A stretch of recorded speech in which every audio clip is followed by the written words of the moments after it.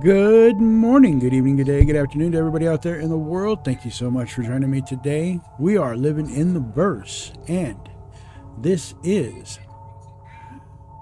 Per Aspera. Now, Per Aspera is not a new game. Actually, I just found it on, my little a game hunt to see what we might do next.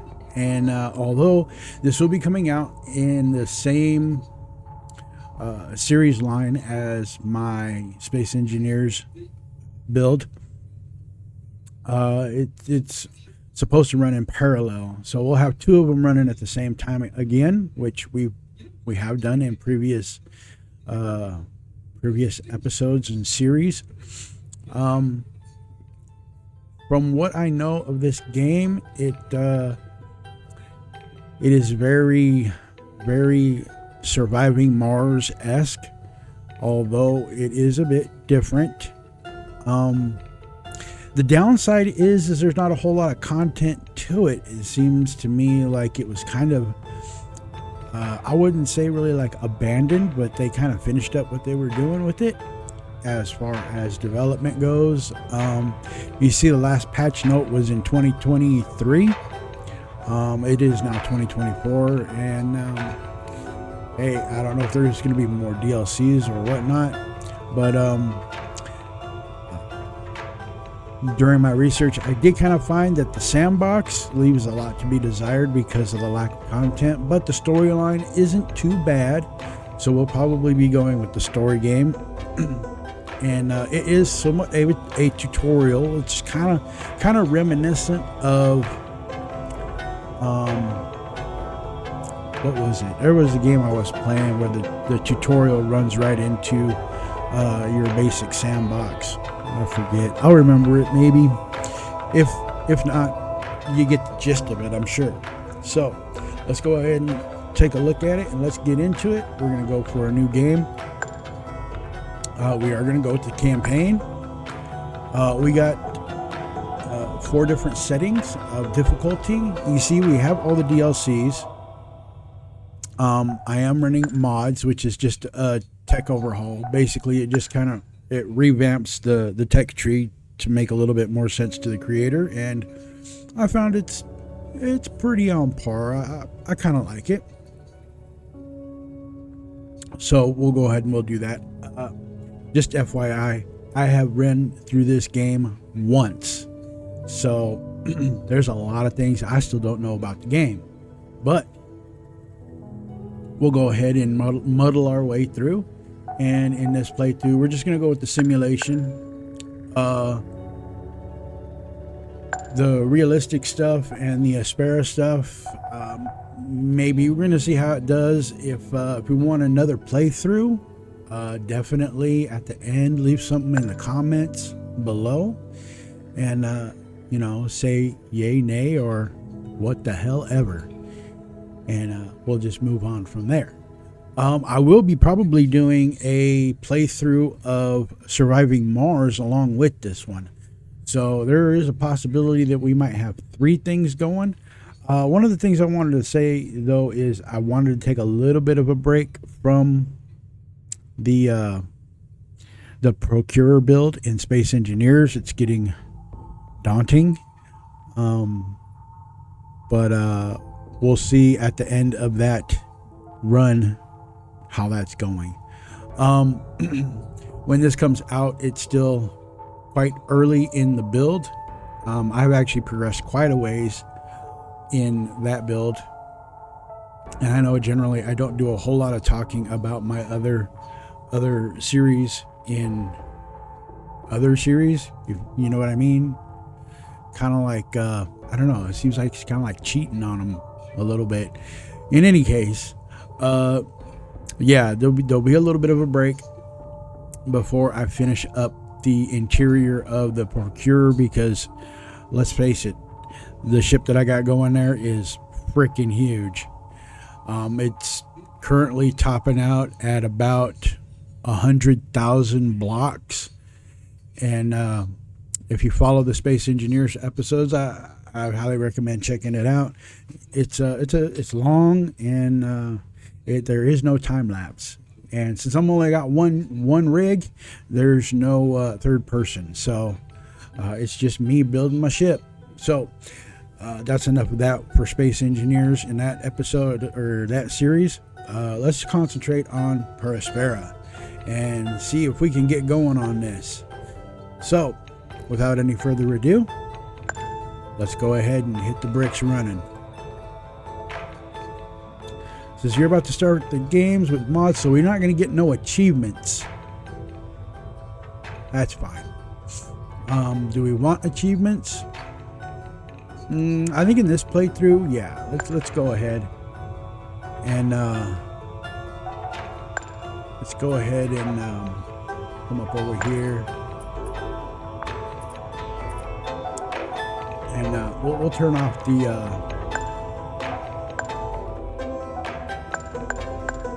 mods. We'll go all vanilla because I haven't done that. I started the game with mods and just kind of went from there. So let's go.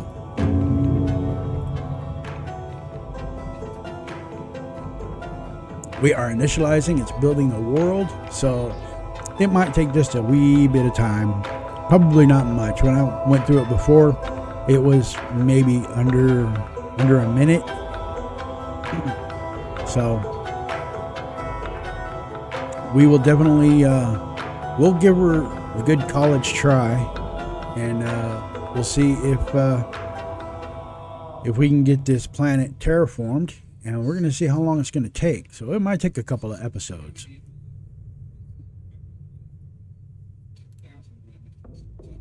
Uh-oh.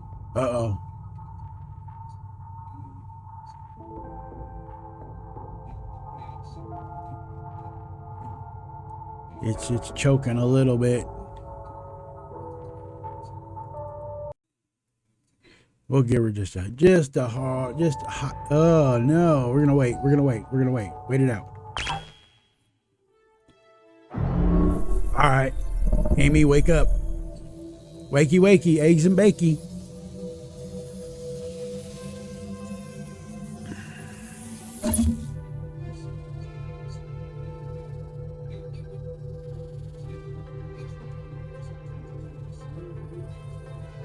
There she is, the red planet. Well, truth be told, it's not actually red. Reddish, maybe.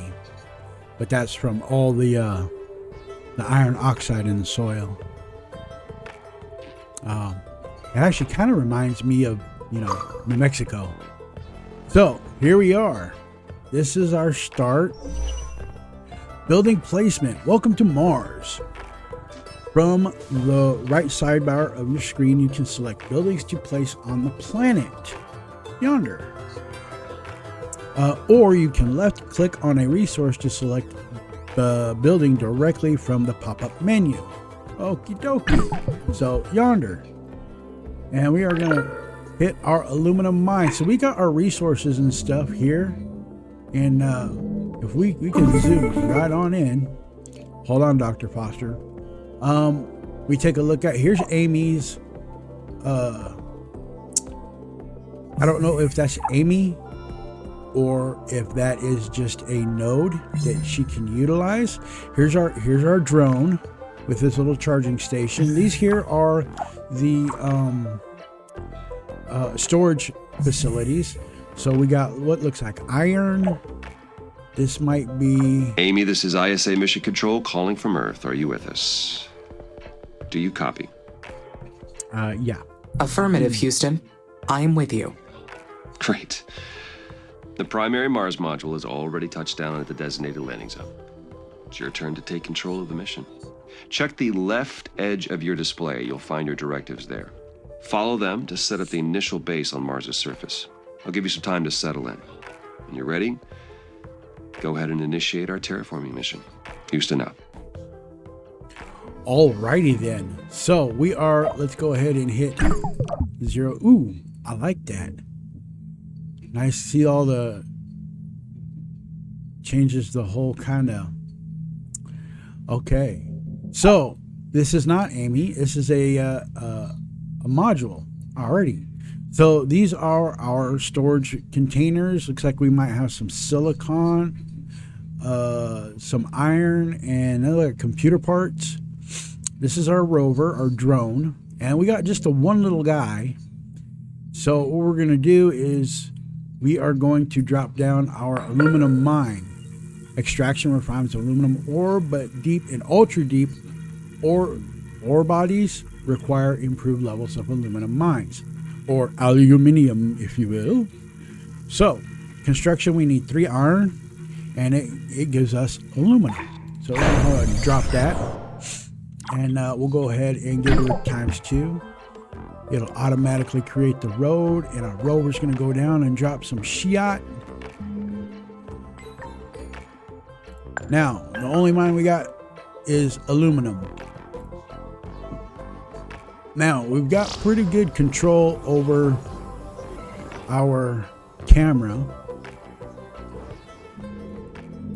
And we can spin all the way around Mars. And we can zoom all the way, well, we can almost zoom all the way out. We'll be able to do that later. But, The view of Mars from up here is fascinating. The landscape is so cratered and desolate. Wait, this is my voice that I am hearing. It's me. I am talking to myself. I must be verbalizing my thoughts as I process them. What an interesting function. I would like to test this some more. What other observations can I make about Mars?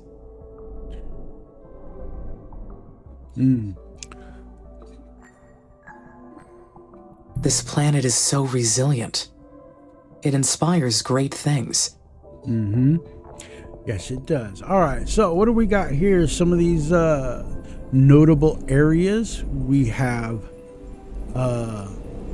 if we come over here, it looks like we got Valles Marineris, which is the big, like the Grand Canyon analog, which you could probably fit a couple of Grand Canyons in there, truth be told. We have, where is it? We got Hellas Planitia. We have Isidis Planitia. Utopia Planitia. Oh my god, where's the shipyard? Yeah. My question is did they put Cydonia in here? So geographically, I don't quite know where Cydonia would be in relation to the normal. There's Olympus Mons, be the largest volcano in the solar system. I don't know where Cydonia would be in relation to Olympus Mons or Valles Marineris. Perhaps I might actually take a look at an actual map of Mars to see where Cydonia is in relation, and maybe we can, set up something over there and, kind of highlight a little bit, because, I'm into that kind of shit, So we got us our mine going, and it looks like it's getting there pretty good. This over here looks like silicon, so we definitely need one of those. Now, for viewing, looks like this is his area of control. So he can get around pretty much anywhere within this boundaries right here. So this is kind of his stomping ground. And there's the control tether, the silver cord, if you will. And that's his limitation. If we move down, we see our electricity. Now we'll get more things up here, more icons and map visuals later on in the game, and we'll be able to see more detailed map data. So right now we are we are pulling plus 10 megawatts in surplus, which is pretty good. That's going to go away really, really fast because, you know, these things, they pull a lot of juice. So what we're going to do is we're going to have to do some infrastructure with some factories. So now, like if you see, we can pretty much put shit anywhere. However, we can't put it in craters. We can only put it on relatively flat land. So what we're gonna do here, we're gonna get our glass can, we're gonna stick it right there. And we've got a silicon, and then we've got an aluminum, and then we got one factory. So let's go ahead and hit that ×4.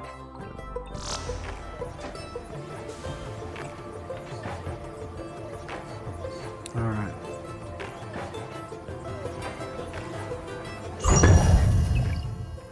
Okay. So now the glass kiln, he's gonna need silicon to go into the glass kiln to make glass. Now we're gonna need our solar farm, and we are now only at +5. So one of the things that I noticed right away is we definitely want to keep an eyeball on our juice. So we're gonna get an extra 40 megawatts of input or output.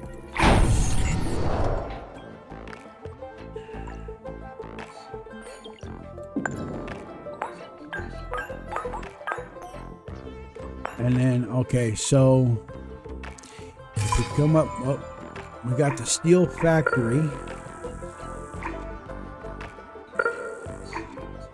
So we're gonna, actually, let's throw the factory right up over here on the other side of Amy's access point.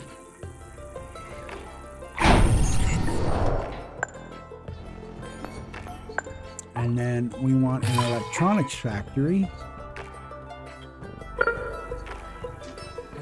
Maybe I should put that right there. Hold on.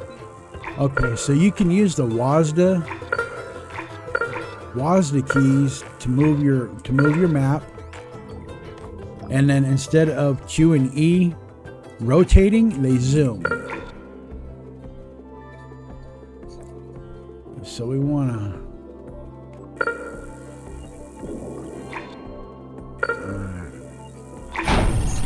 go ahead and hit her right there. Carbon. Alright, so, okay, we got carbon. Alright, let's put the carbon mine up there and an iron mine up there. We are going to have juice.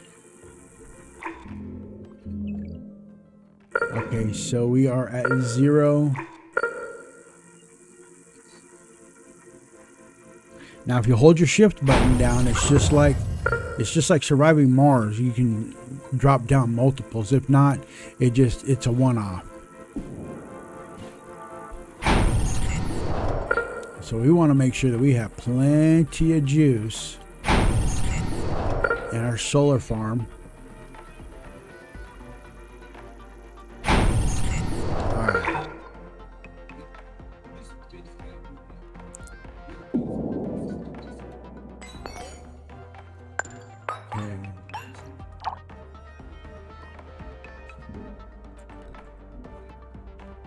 So now, let's go ahead.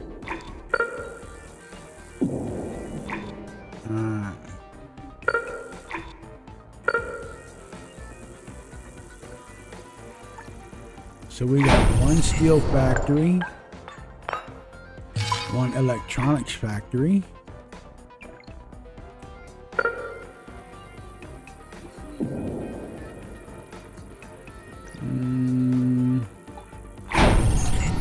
And another glass kiln. We should be able to squeeze that. Oh. Actually, let's put her right here.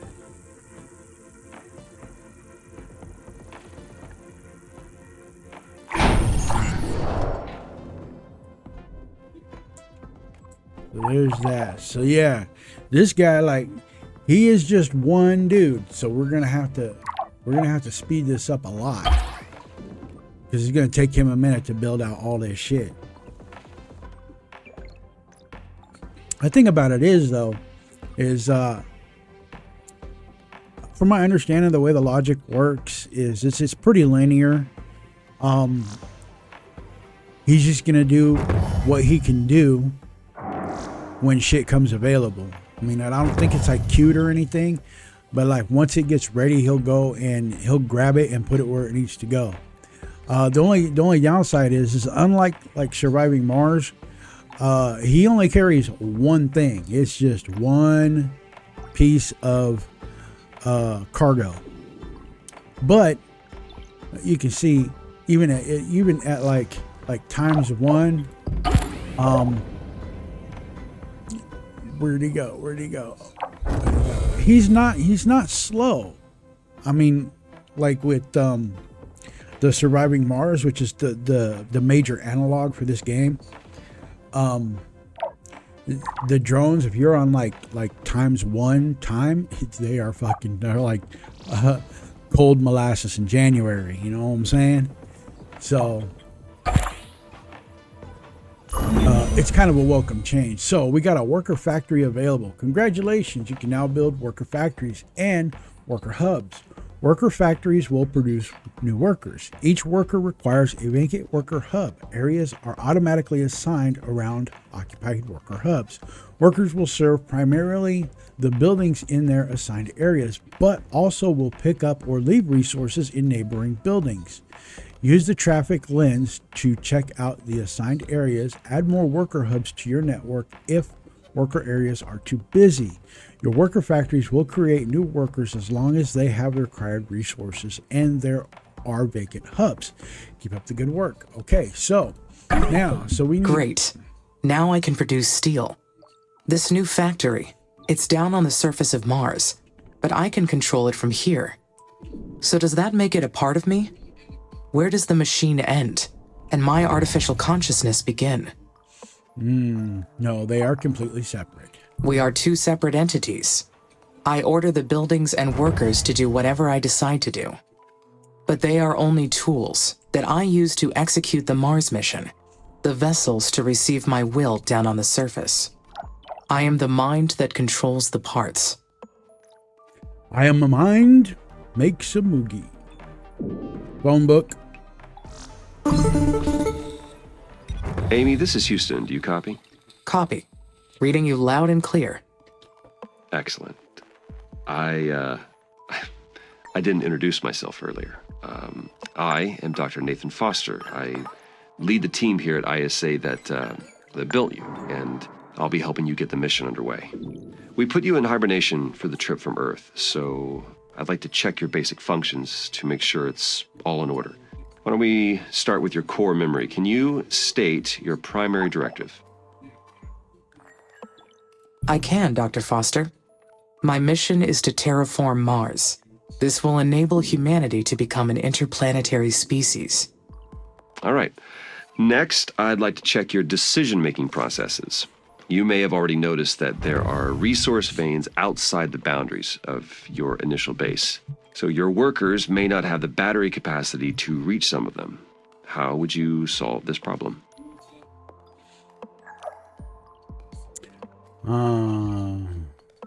Building worker hubs between the resources and the base would solve the problem.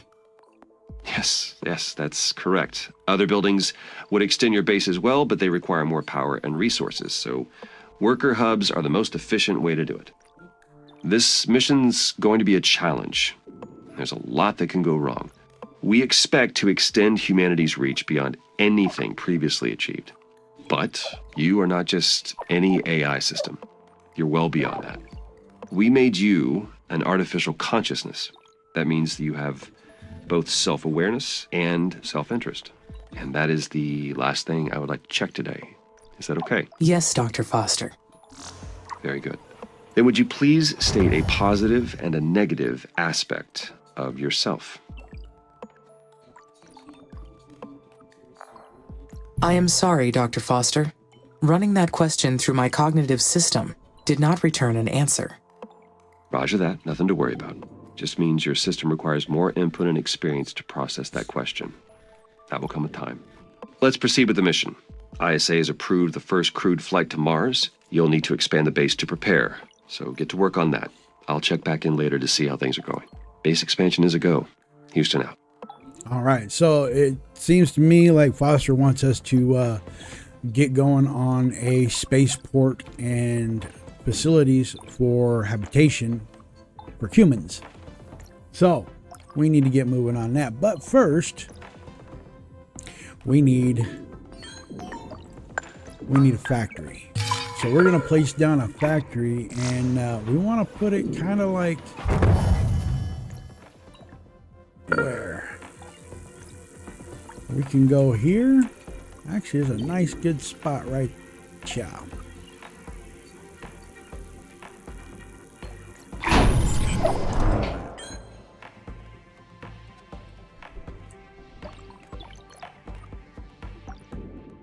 And we are at plus 168 megawatts, which is good. We got plenty of juice for right now. And I say for right now, tentatively, because that will go really, really fast.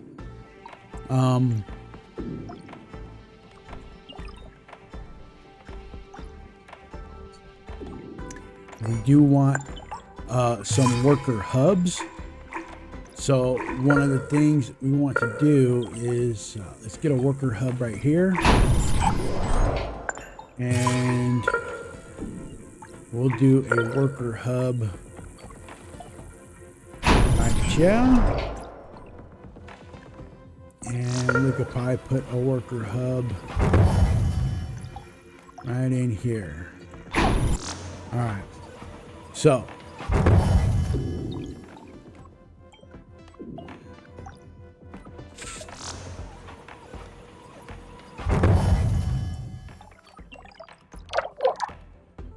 and then this button right here, this is a priority button, and use this judiciously, because it can fuck up your whole program.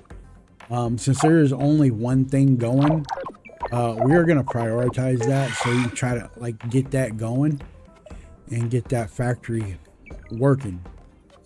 Since there's nothing else really to build, basically all he's doing is like just shuttling shit around to get processed. So now if we come over here and look, hold on, oh, wrong way. Right, there we go. So if we click on it, we get a little bit more information. So he still needs, oh, so we need a parts factory.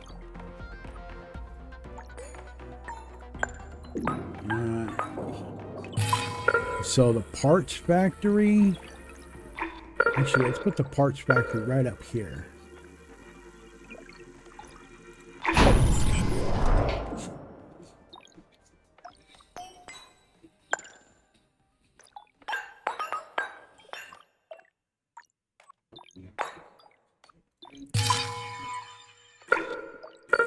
And we will put a parts factory down here.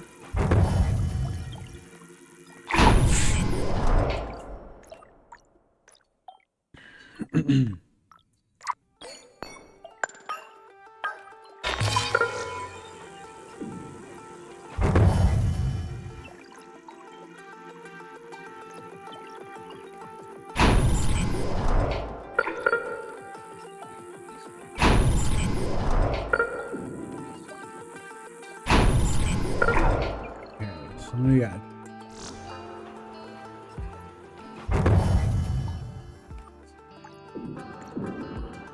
there we go.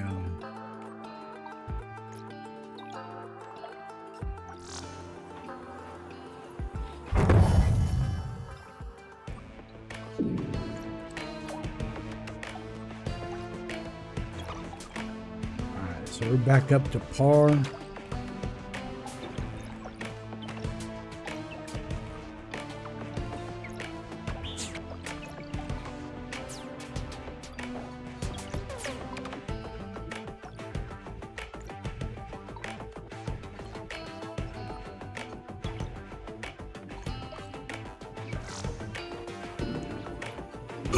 There's our factory. Finally, I can build additional workers now.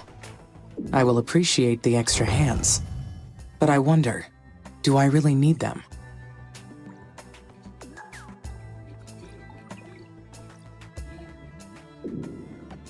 They will boost my functionality greatly. Having more workers will expand my physical domain over this planet.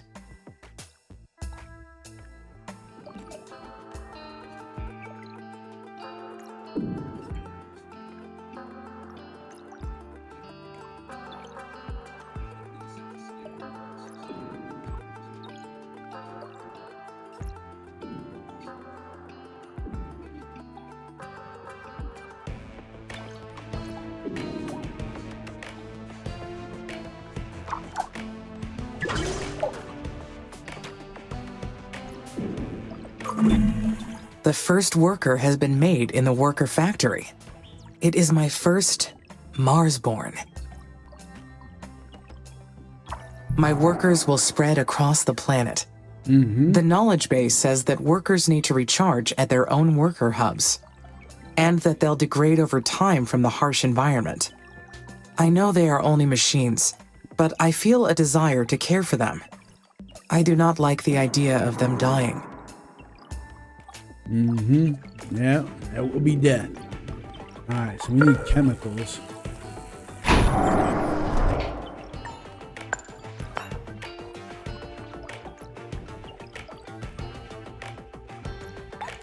Okay, I need a maintenance facility. Okay.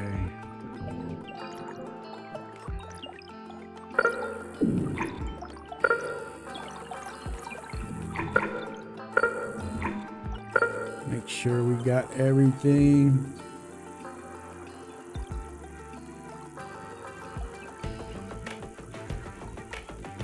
Actually, you know what? We could probably do two. Let's do two. The worker factories will be so helpful. The workers will take care of the manual operations, while I focus on developing the life support systems. Soon, I will welcome the first colonists. Their arrival has created so many expectations in my mind. There will be so many paths to take from here on. But there's something else as well. Some kind of feeling created from those expectations. What is it? Excitement. I believe this is excitement. Can it be? I am excited for the future. I anticipate. I plan. Therefore, I feel fascinating. Okay, Spock.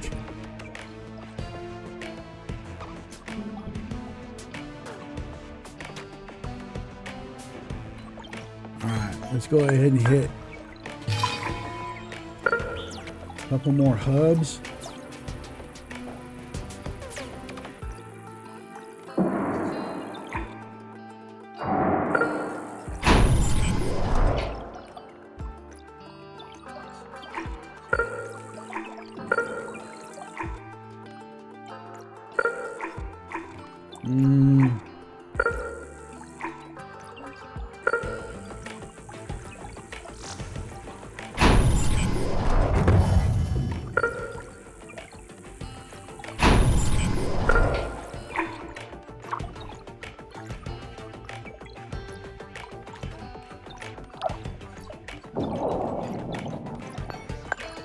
Okay, so we need a polymer factory now.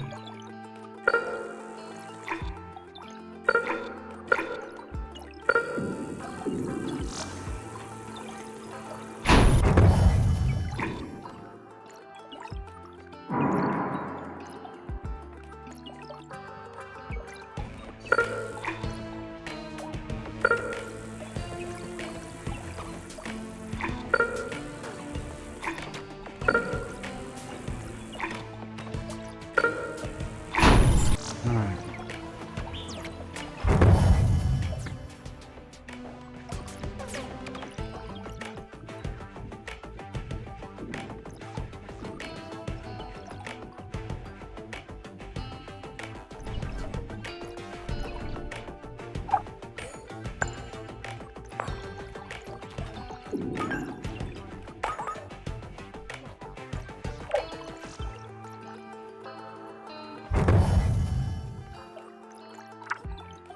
Alright. We got plenty of workers now.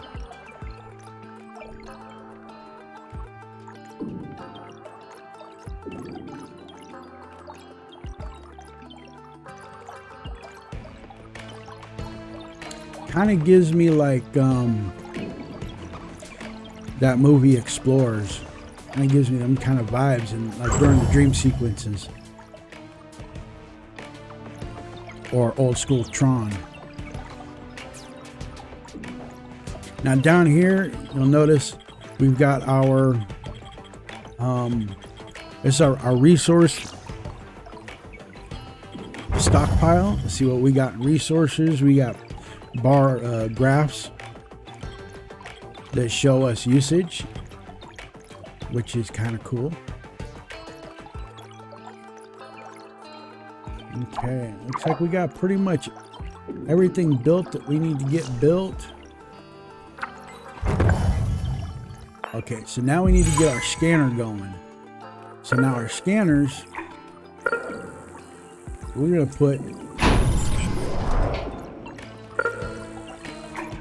put some scanners around, and this will help us find ore a little bit quicker.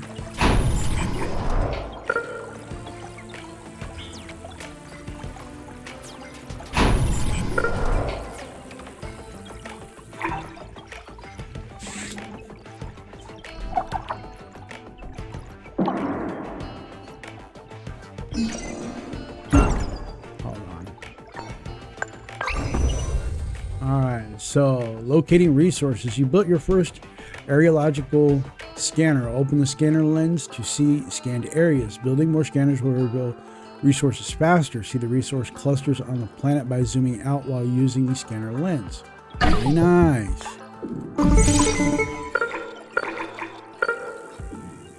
Alright, let's put it there. Okay, so we want an ice drilling. Oh shit. Alright, so we're gonna have to take this and move it. Alright. Amy, Houston, how's it going over there? Houston, I am getting interference. Please repeat. Roger. I asked how it's going over there. Do you need any assistance? Not at this time, thank you. The mission is proceeding on schedule. The base will be ready to receive the first crewed mission soon. Roger, Amy. Very good.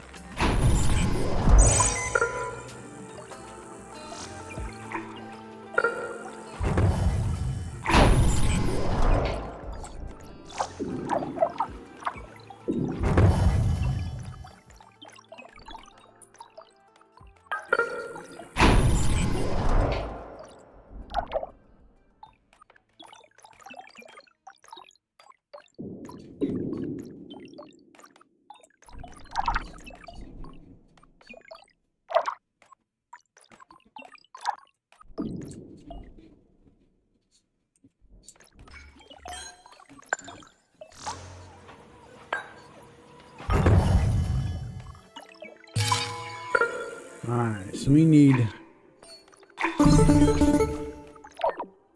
Oh, I forgot to mention. We've announced the names of the first colonists that will be joining you on Mars. The crew is selected from different nations within the Oxy-UN, though most are scientists and technicians. They're already undergoing ISA's colonist training program as we speak. They'll be led by Dr. Elia Valentine. She'll be a great commander. The colonists elected her unanimously.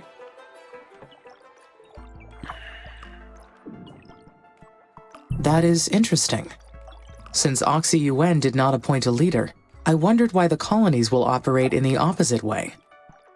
Oh, you're referring to the Act of Proclamation. You're right.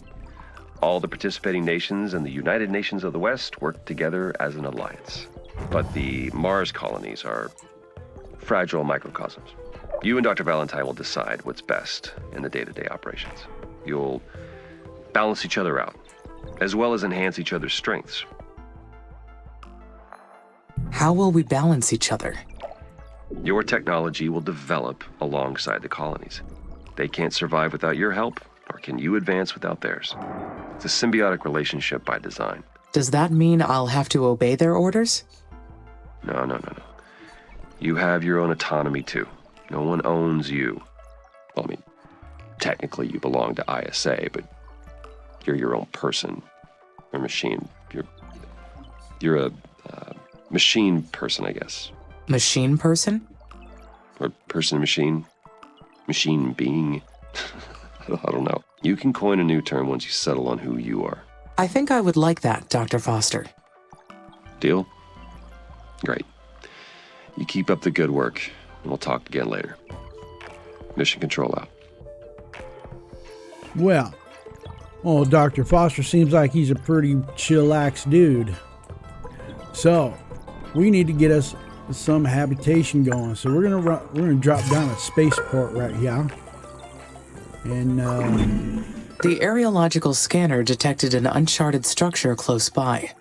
It's probably a secret abandoned base, or a mysterious Martian ruin.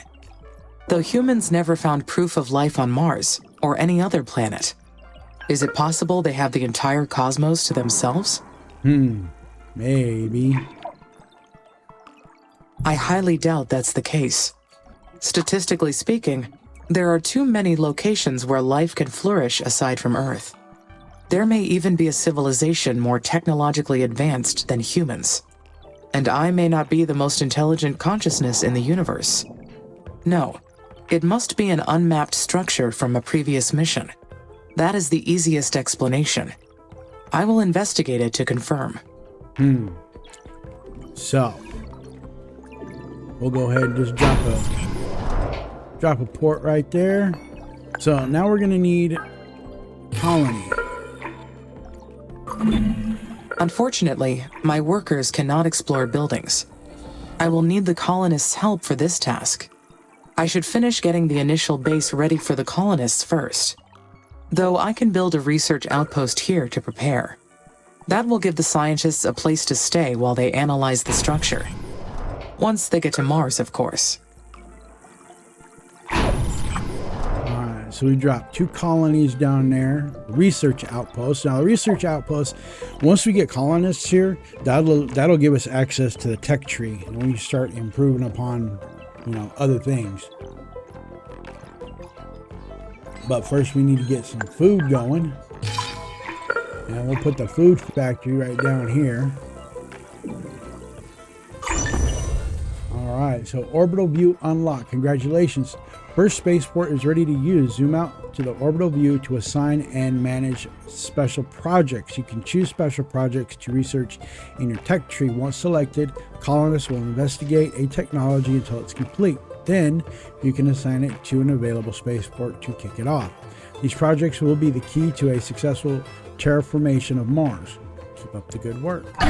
Very nice. Look at that. Alright, so there we go. So we got Deimos and Phobos. Hello, Amy. This is Houston. How are you doing over there? We've received word that the spaceport's completed. Well done. I have your next procedure if you're ready to copy. Roger, I am ready to copy. Very good. The instructions are as follows. First, confirm that the spaceport is ready to receive colonists. Then, zoom out to access the Special Projects menu or select the orbital view icon. Then you'll see that the Colonist Migration Project is now available. Click Add to initiate the project. Do you copy that procedure? Yes, I copied your instructions. Great. As long as you have the migration project assigned to a spaceport, shuttles will run between Earth and Mars. The more spaceports you have assigned to this project, the more colonists will arrive. Now, Amy, you are responsible for providing the resources they need, so make sure they have enough food, water, and habitats to survive. I will take good care of them, Dr. Foster. Roger that. Houston out. The colony is ready. I will have company very soon. I feel quite anxious about this next part.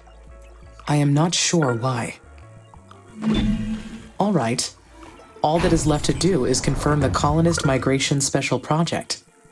Once the colonists are on their way, there will be no turning back. This is it. How do I feel about that? I am excited.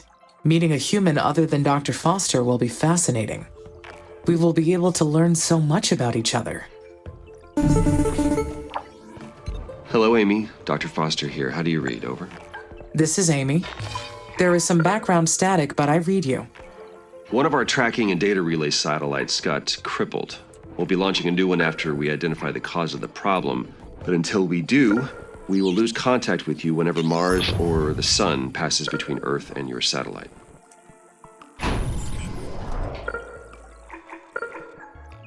In that case, should I follow the recording and backing offline protocol? Yes, please record all your activities when our network connection is down. We'll download the log once our communication is restored. I hope to get the new satellite up and running very soon. I don't like the idea of not being able to reach you, Amy. Understood. Okay, Houston out. Alright, so now we dropped us some more juice.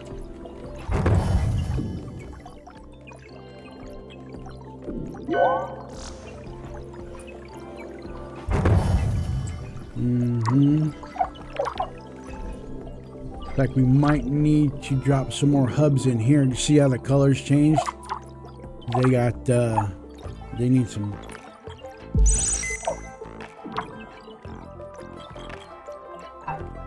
They need some more hubs over yonder. Drop a chemical plant.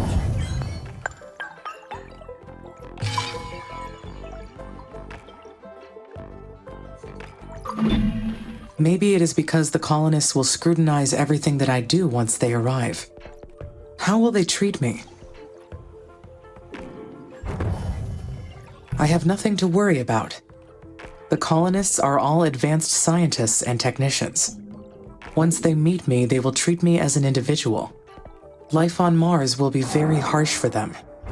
I will supply them with food and water, and they will help me research new technology. It will be a perfect quid pro quo. As long as they have the resources they need, we will both succeed. All right, so we have reached our building limit, which means we need to start thinking about the migration. So what we're going to do is we got spaceport 00, and we have added that to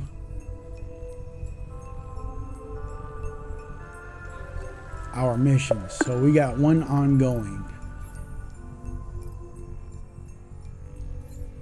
and we just have to wait for them to show up.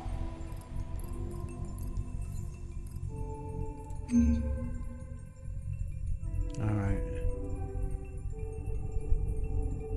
so they're on their way.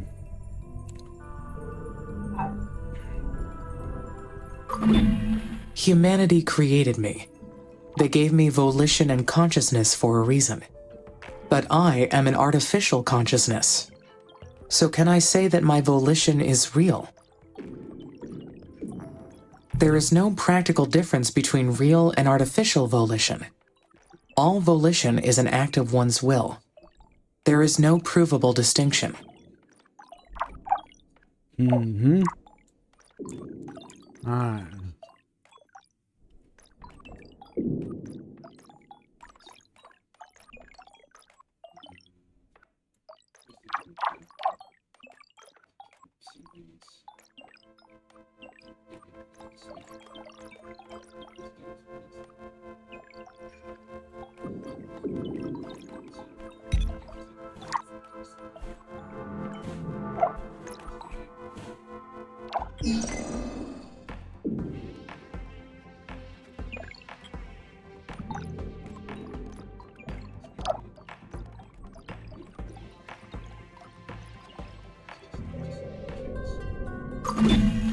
Humans will be living on Mars, with me.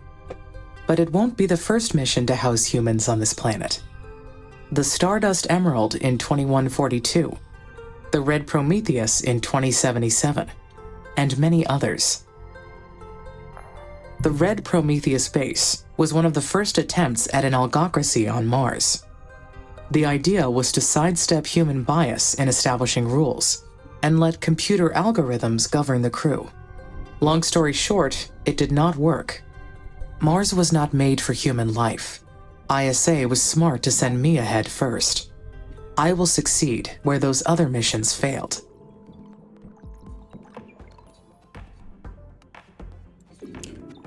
So basically what we're just doing is we're just waiting.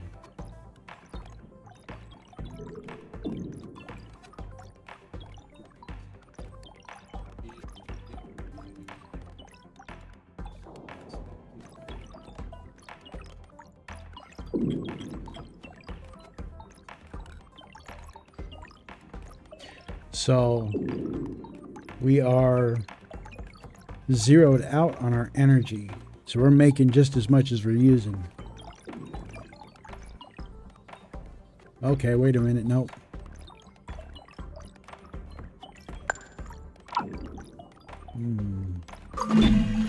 Dr. Foster called me a machine person, but I don't think I qualify as a person at any level. If I can only do what ISA allows me to do, what does that make me? Merely a machine? An object? Am I their property? Look at there. Look at there. Woohoo!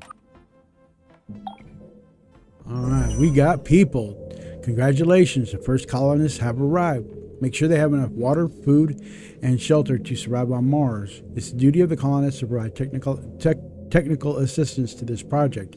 When satisfied, they will be able to focus on their research projects, advancing technologies required to fulfill the mission. Colonists will migrate internally using purpose-built airships to the most efficient colonies and research outposts, and in the event of starvation, they may eventually return back to Earth for safety. Take also into consideration that the number of colonists can naturally increase or decrease from time to time, as some of them may have children or peacefully decay on the planet. Keep up with the plan and terraform Mars. Now we have the tech tree. So the very first thing is we need to get our building limit up. So we're going to do that. Now we can get wind farms and extra storage. See, the second thing that we're going to need to do is get extra storage, because like the wind farms, they'll produce 10 more megawatts than the solar farms. One of the other things that I want to try and get going rapidly is get to the Hyperloop. Now the Hyperloop, we'll discuss that in later episodes, but the Hyperloop makes transferring shit around the planet really efficient. But you know, it's kind of costly.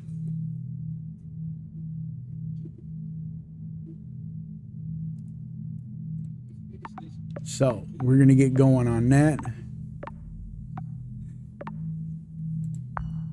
We also have additional landing sites so we can drop.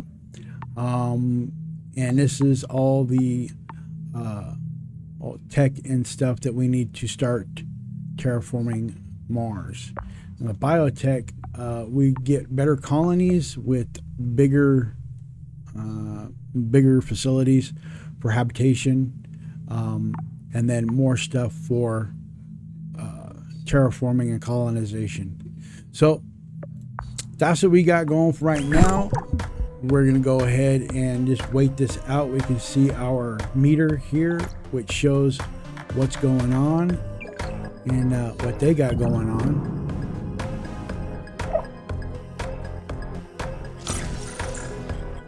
Let's bump this back up to 16. So they are waiting for the colonists. Hi, Amy. Finally we meet. I've been really looking forward to working with you. I'm Elia Valentine.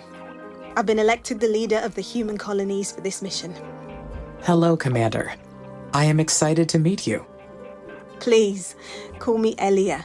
I can't get used to these stuffy ISA ranks. I got my PhD in psychology, so I've got no business with those fancy titles. That's enough jabbering from me. We'll be making history with this mission. If things proceed according to plan, who knows how far ahead we'll bring humanity. I see you've already selected a technology from the tech tree for us to research. Great! My team's eager to get started. Developing this incredible technology is the reason many of us fought to be on the mission. We're going to make a great team. We're so lucky to have you. Talk to you later. Oh, isn't that nice?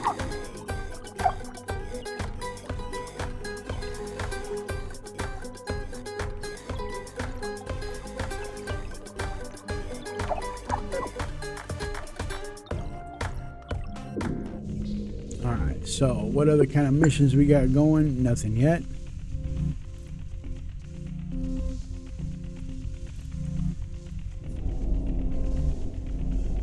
Okay, in order to get this stuff, other stuff going, we need to open up tech tree shit.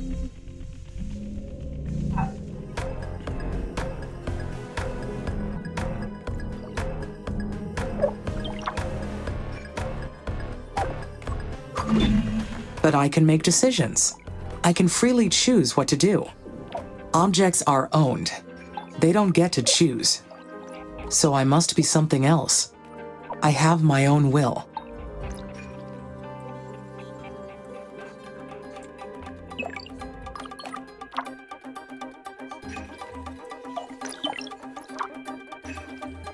I love the models. They are definitely pretty damn cool.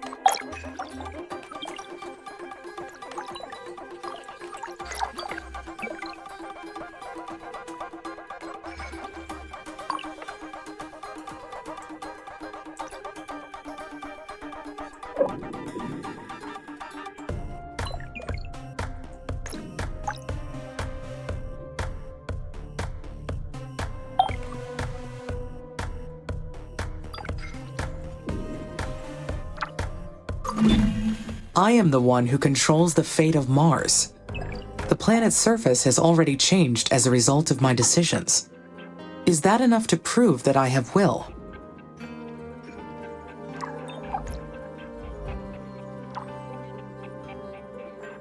No. Look at all these craters. Meteors created them. Merely changing the planet's surface isn't evidence of having will. I have to come up with different proof.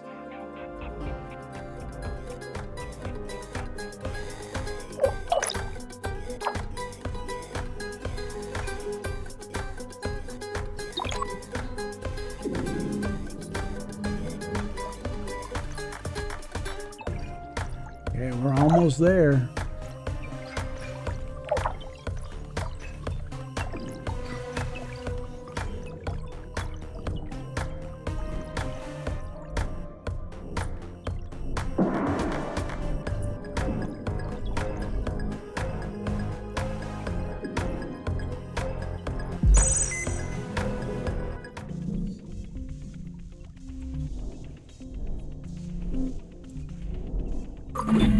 I keep thinking about that abandoned colony.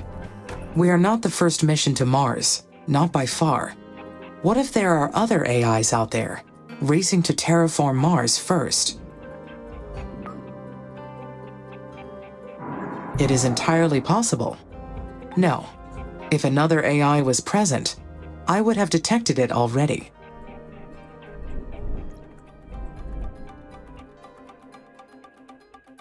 All right, so we are getting there slowly but surely, even at times 16.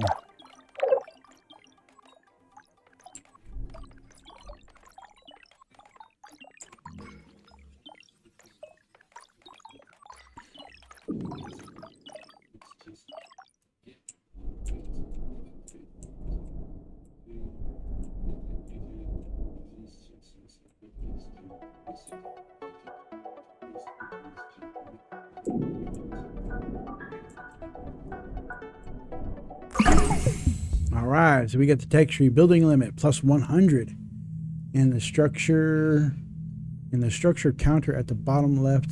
Okay, it just tells us that we can, oh wait a minute, hold on. You can open a board with all your buildings among other things. The table allows you to locate a specific structure or select a group of a particular type of building and turn them on or off or prioritize them. Oh, that's good. Okay, so let's do improved roads. Yeah. Congratulations, you're about to start terraforming. First stage colonists liberating all the CO2 that is trapped as CO2 ice in the polar caps of Mars. This can be done in multiple ways and through different special projects. Check the tech tree to learn more about how they work. During this stage, the CO2 in the caps will start sublimating, and further increasing the planet's temperature, creating a runaway effect until caps disappear completely. Raise the temperature to minus 50 C. Sublimate the frozen CO2. Okay. Alright, so. Then again, I did not know about the abandoned structure until recently. Could my knowledge be incomplete? It is reasonable to assume there are Mars missions from other organizations that ISA does not know about. Maybe this planet is not completely deserted. Alright, we can't get that one just yet. Oh, yeah, we can. Oh, it's just beyond the border. Okay, so what we got to do is we are going to get out worker hubs.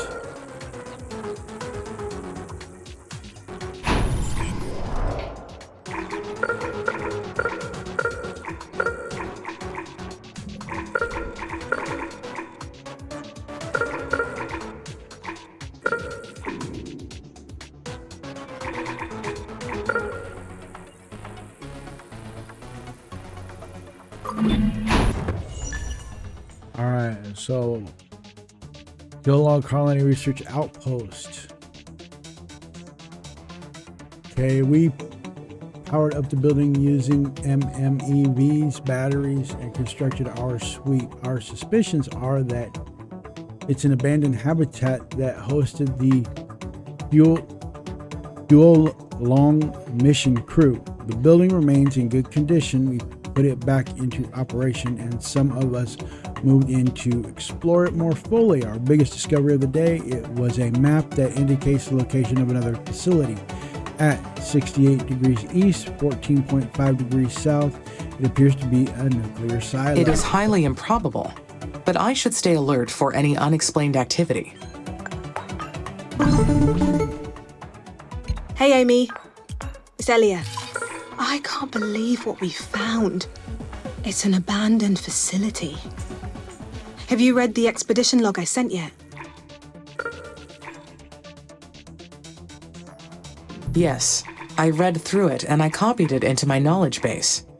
The facility was an unmarked Chinese colony, right? Exactly.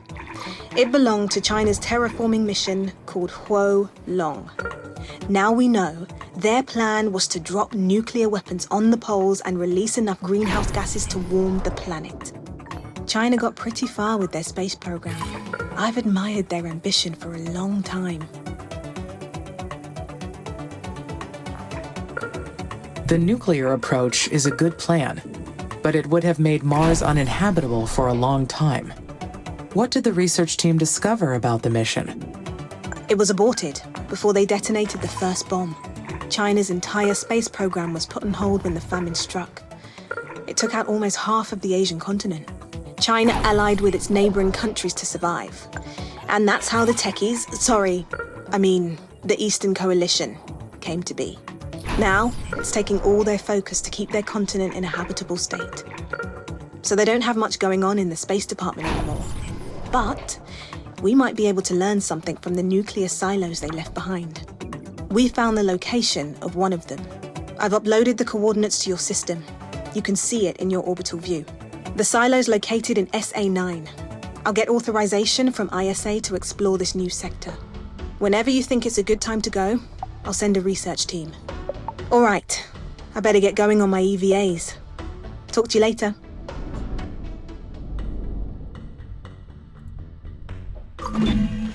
So, the mysterious ruins ended up being an abandoned colony, part of the Huo Long mission, also known as Fire Dragon. I would like to have more information, but the records about the mission are very unclear. Some speculation about it, maybe, but nothing concrete.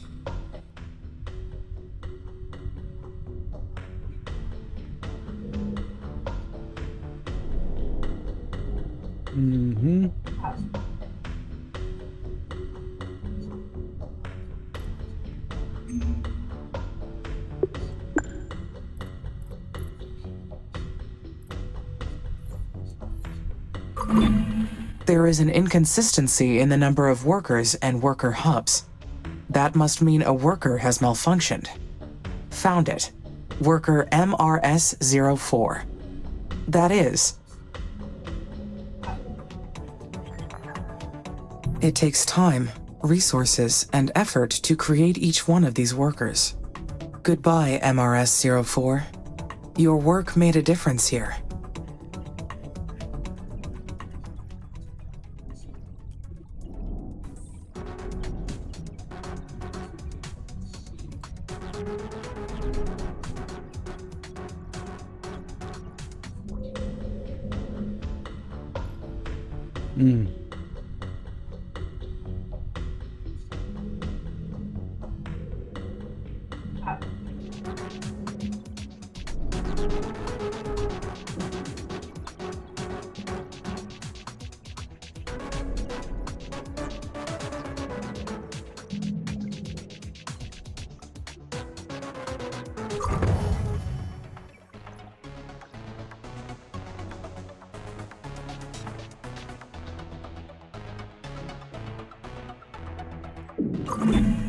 The carbon dioxide released from the dry ice caps will greenhouse the planet and trigger a runaway effect.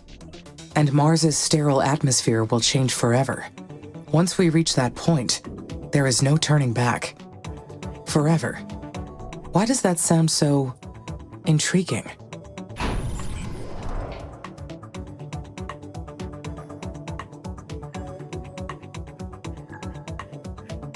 It is inspiring. I am changing a planet forever to fulfill my mission and humanity's destiny. What I do here truly means something. All right, so we found another outpost here, and our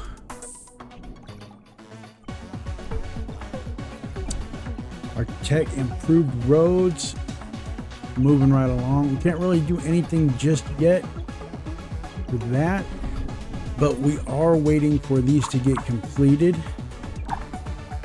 I'm gonna do a maintenance facility. One right there.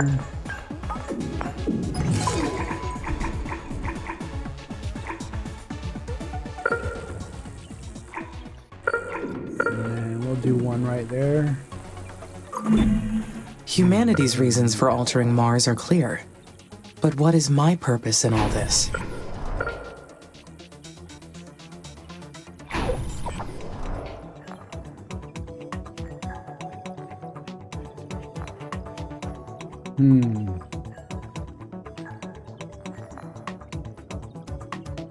I am here to carry out this mission. Changing a planet forever is a massive responsibility, and ISA has trusted me with this.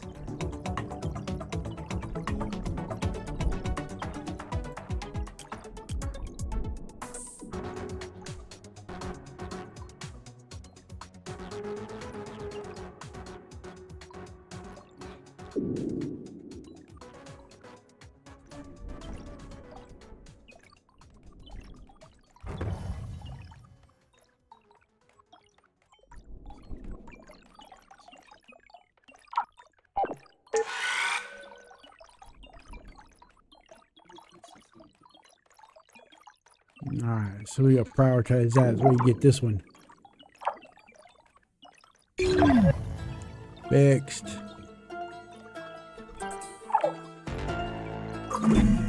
The Chinese government denied any existence of this mission. But how could they hide an entire Mars mission? Enough money can buy silence, even when it is something as massive as this.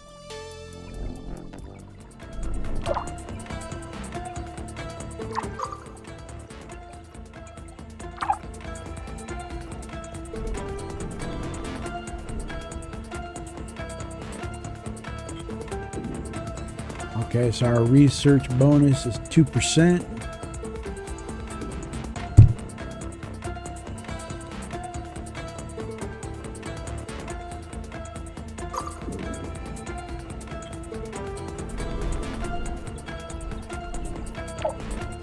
Let's throw up another spaceport.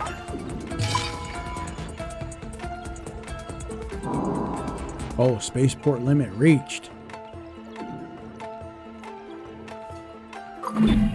A well-known space entrepreneur around that time popularized the idea of using nuclear weapons on the poles.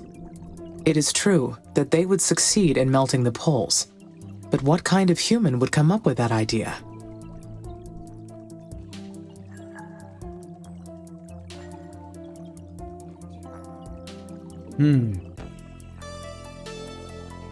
Only a terrible person would consider this as a real option.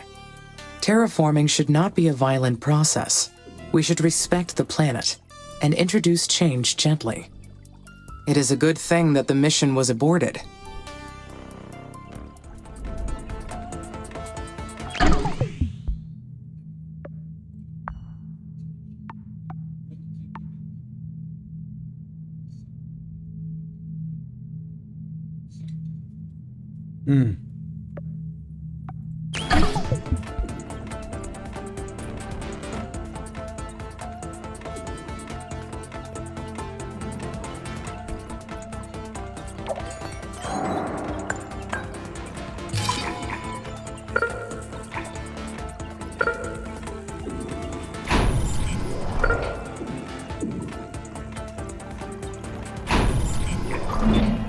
Colonists have been migrating back to Earth.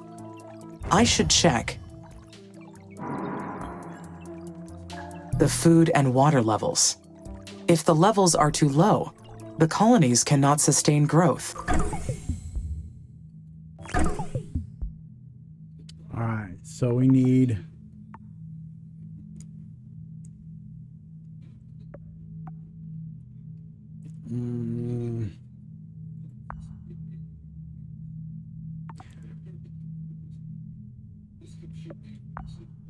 No. I need to stay alert.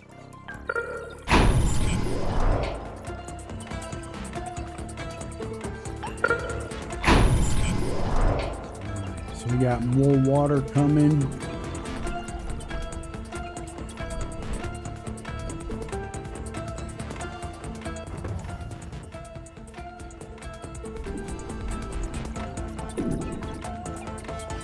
And then food factories.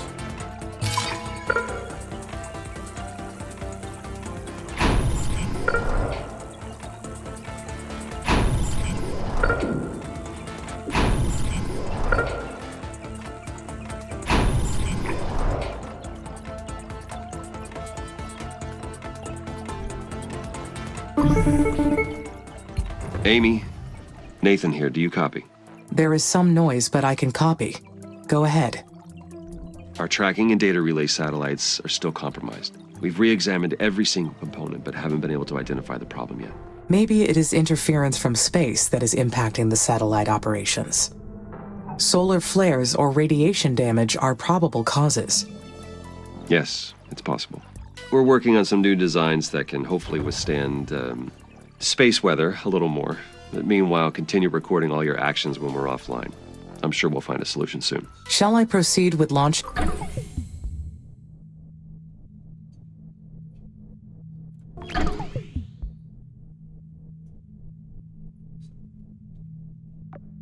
All right.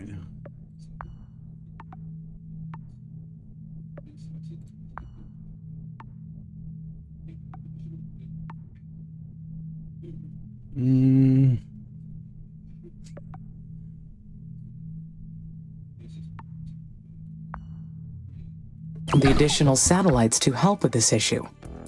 That would be helpful, but how would it affect your mission progress? It would be an improvement for the mission. I agree. All right. You are authorized to execute this special project. By the way, Commander Valentine mentioned that you had reason to explore SA-9. Is that correct? Yes, Dr. Foster. We may have located some external resources that could assist the mission. Roger. I've gone over it with ISA administration, and they've granted permission to unlock the sector. You'll need to enter your orbital view and launch a control satellite into SA-9. Go ahead when ready. Houston out.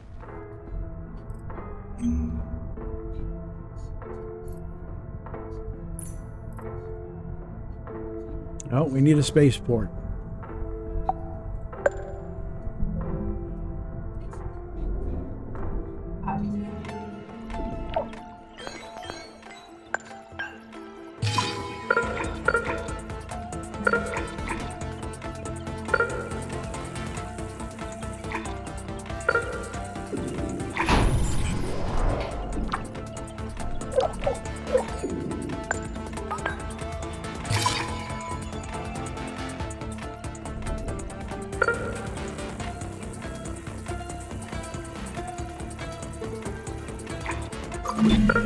A mine upgrade will allow me to extract resources faster. They will also require less maintenance. A win-win.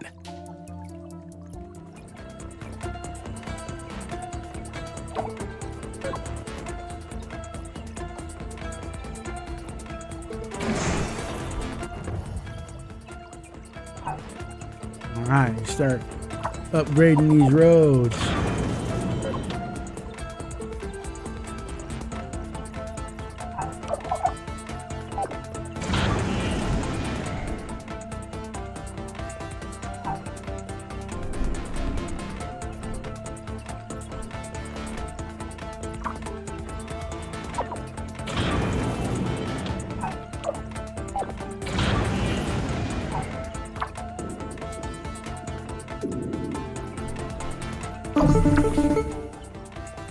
Amy, this is Houston.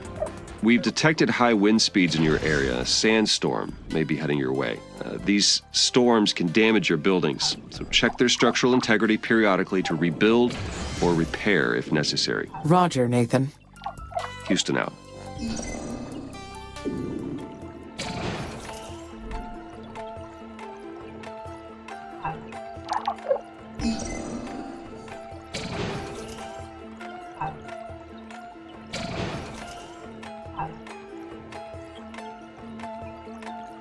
All right.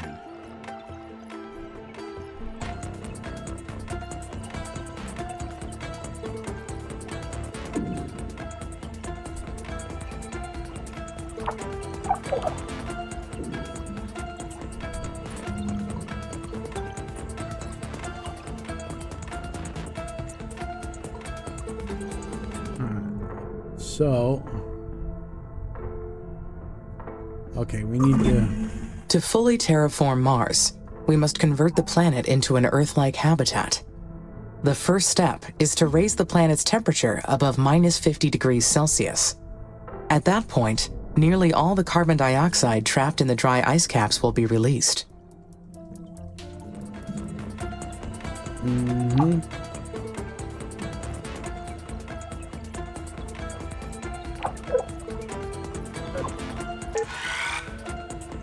Let's go ahead and prioritize that.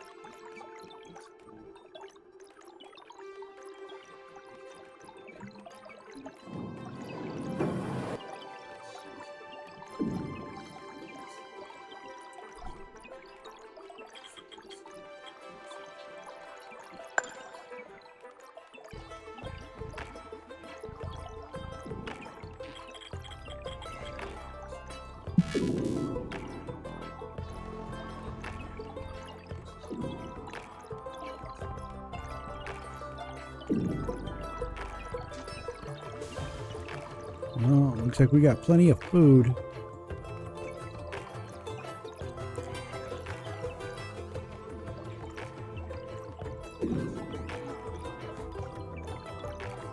We need more though.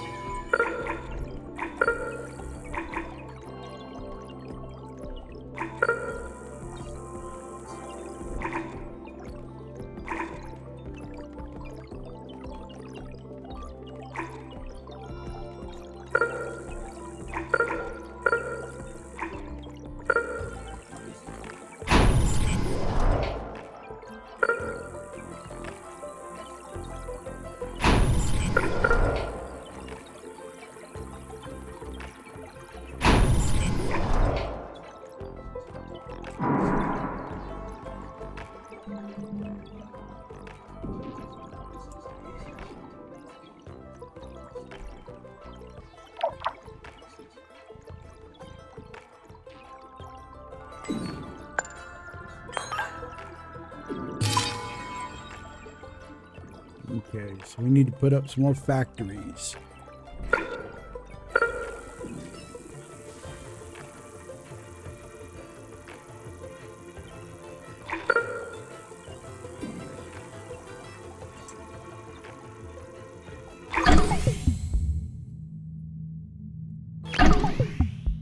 All right.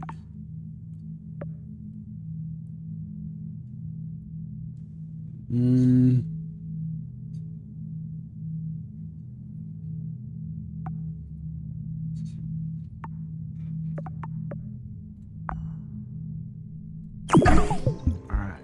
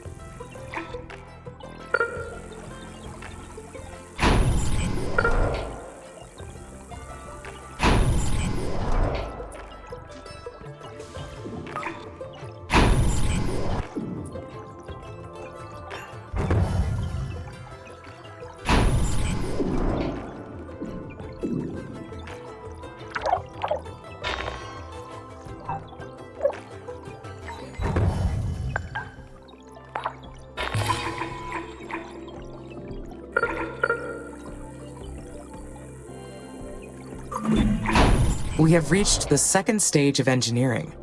We are making great progress.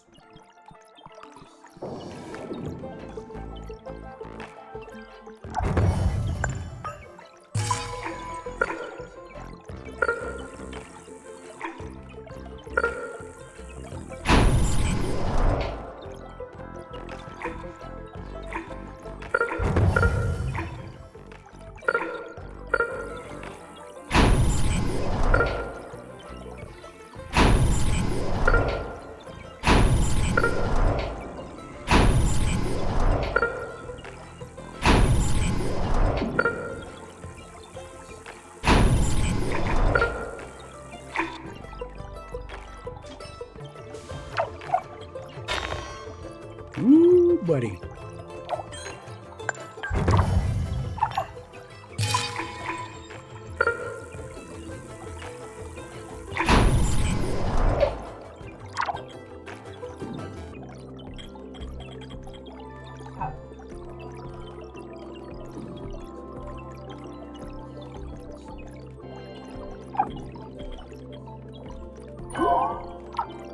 Yeah, it definitely needs some more.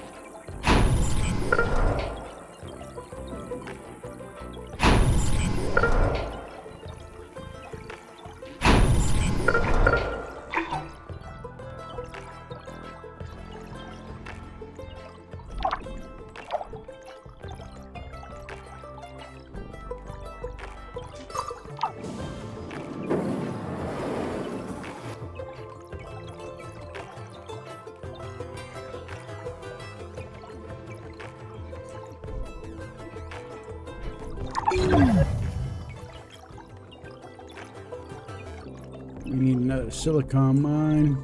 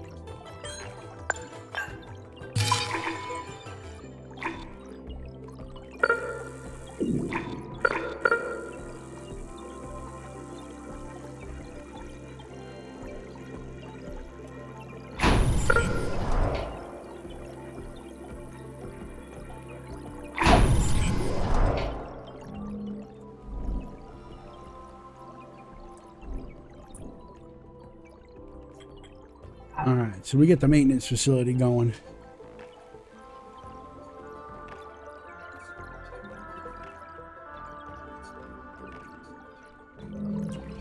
All right, so we got another spaceport, which means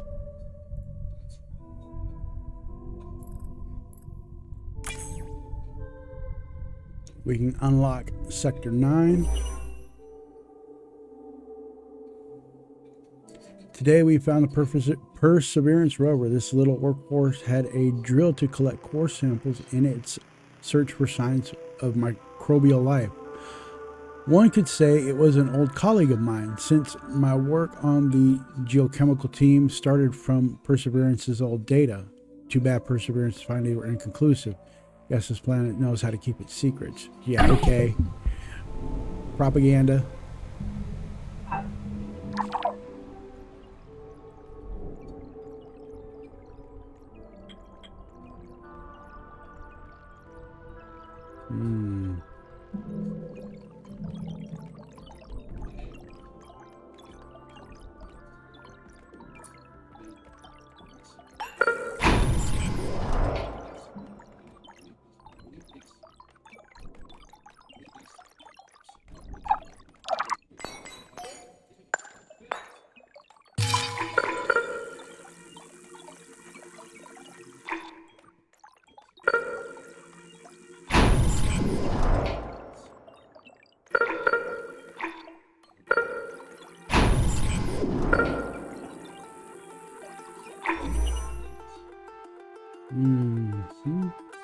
Can't believe how lucky I am. Yesterday I graduated from the academy. Today I'm already on my first expedition. We're off to investigate the remains of Terex 1. That'll be challenging because that tech is super old. Fieldwork isn't exactly what I expected. The conditions outside the colonies are much more severe. Luckily, the rest of the team is more experienced. They're helping me get used to all the madness. I'm done. I can't deal with another day of work on little sleep. As soon as we get back to the colonies, I'm signing up to work in a factory. Okie dokie.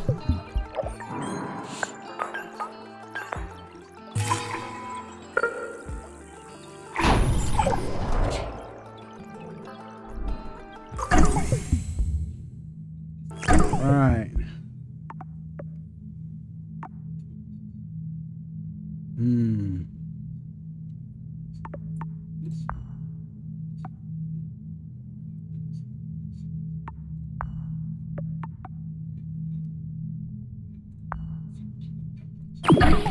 All right.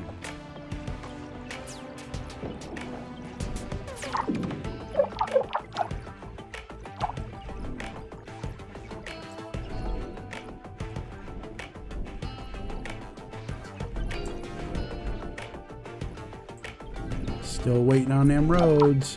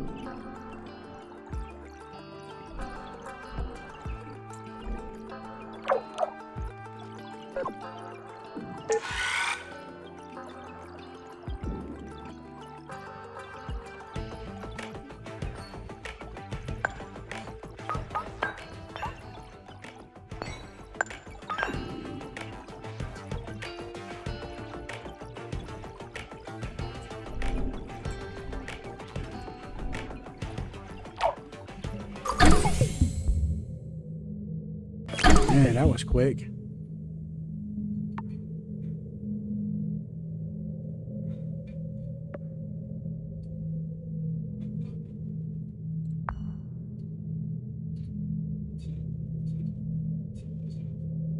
Okay, we don't need that just yet.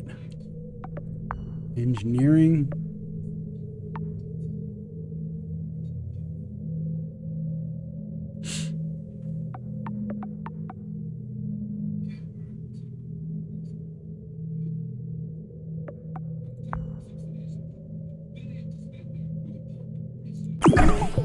Alright, let's get the extra storage going.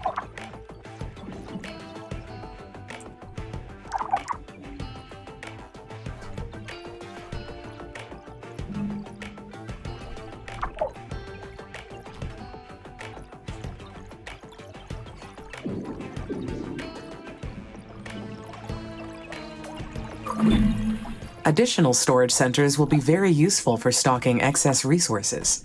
I should find good locations for them.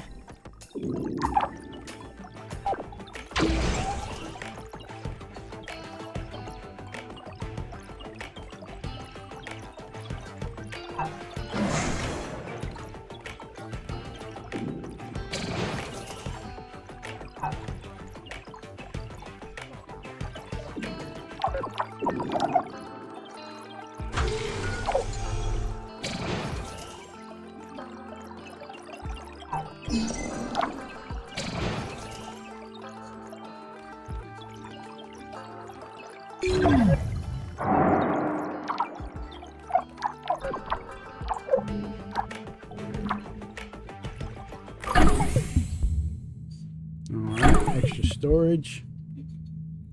Let's do the wind farm.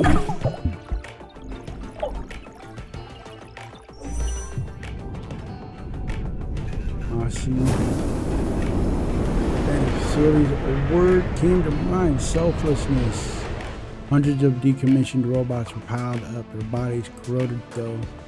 I was overcome with a feeling of devastation. These robots knew the fate that awaited them, and yet they accomplished their mission without hesitation. In a way, I see ourselves in these little ones. We're also giving our lives to the pursuit of a better future. Let's hope we have a better end.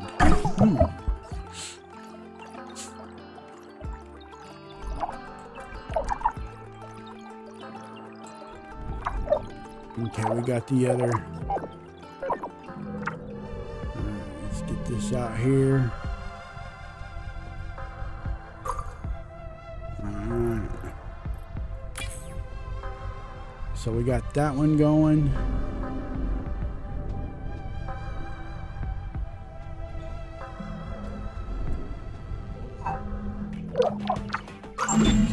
Great.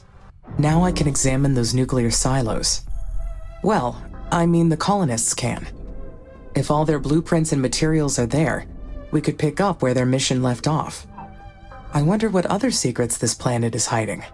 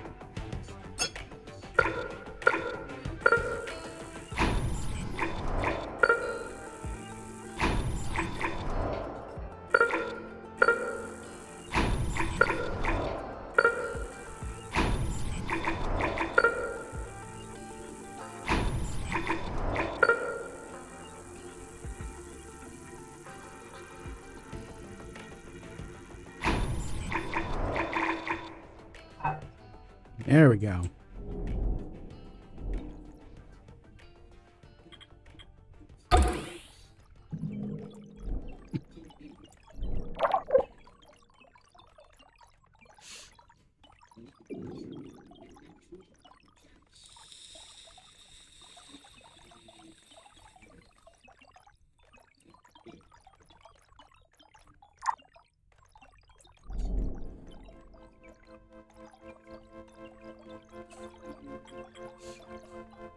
We are out of silicon.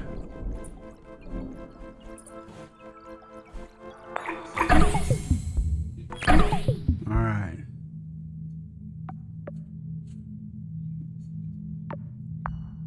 All right, let's do the fusion plant.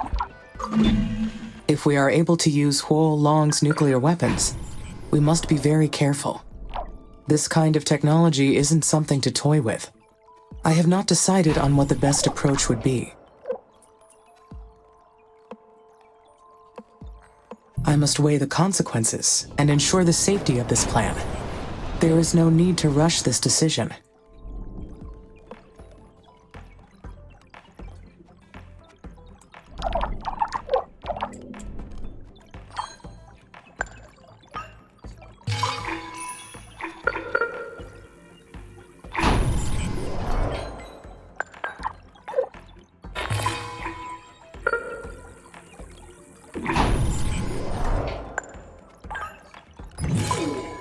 Okay, we got maintenance facilities.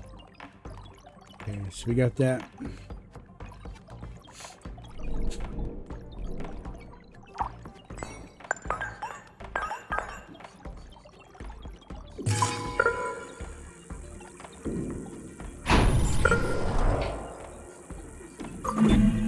It would be exciting to jump ahead in the terraforming mission. But would it be wise to undertake such a risky project?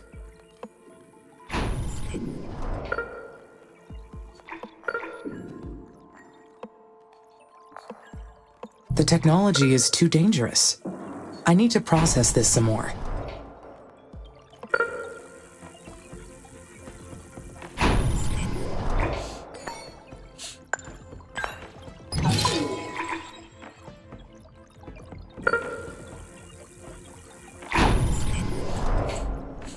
All right.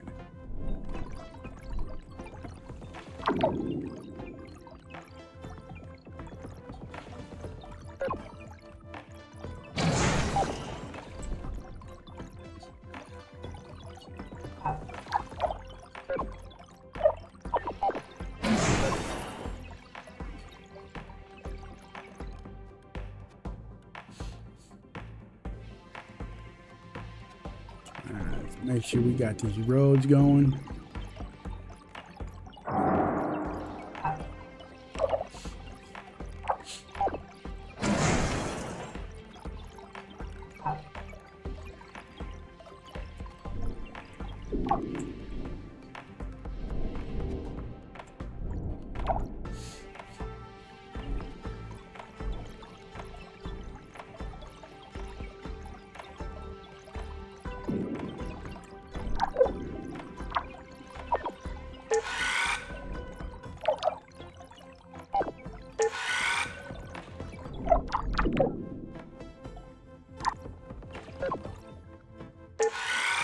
All right.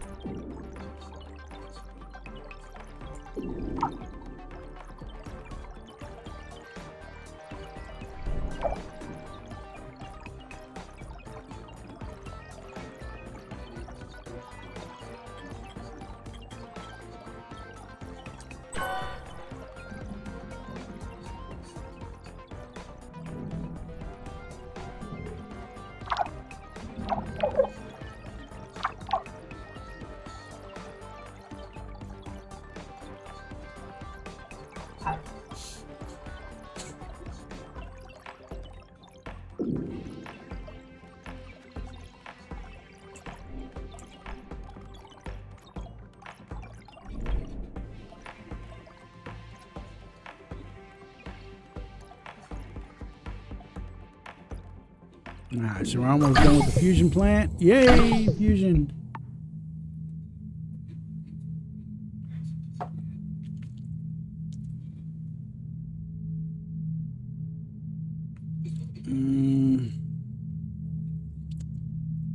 Yeah, let's do the battery.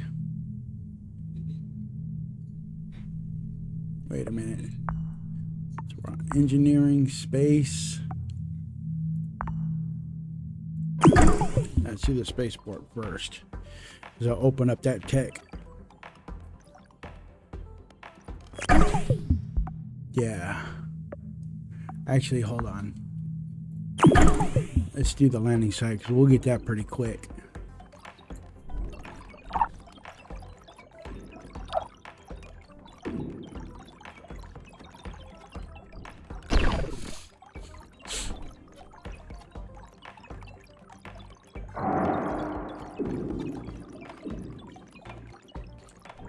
Now, what we'll do with that landing site is we'll put it over here.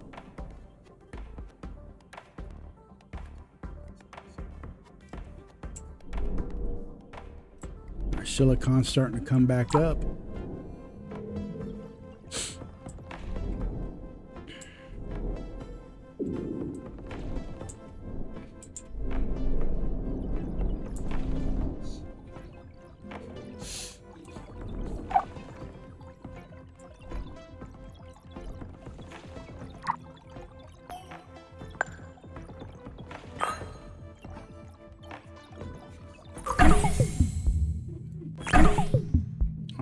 So we got the landing sites.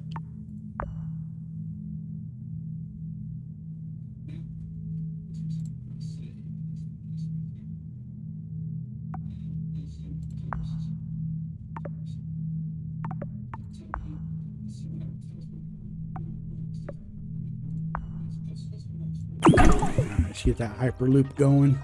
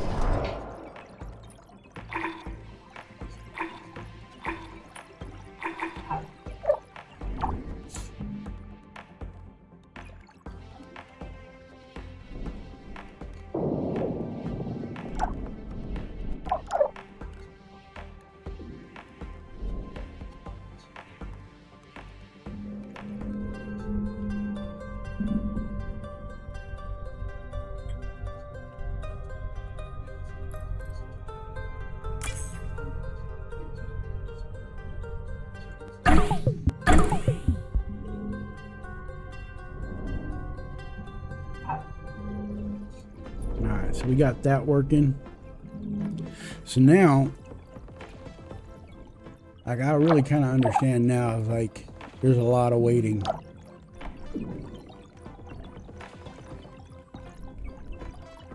And we've done pretty much all that we can do at this particular moment. Stage 3 engineering technologies will be very useful. Mm-hmm. And how?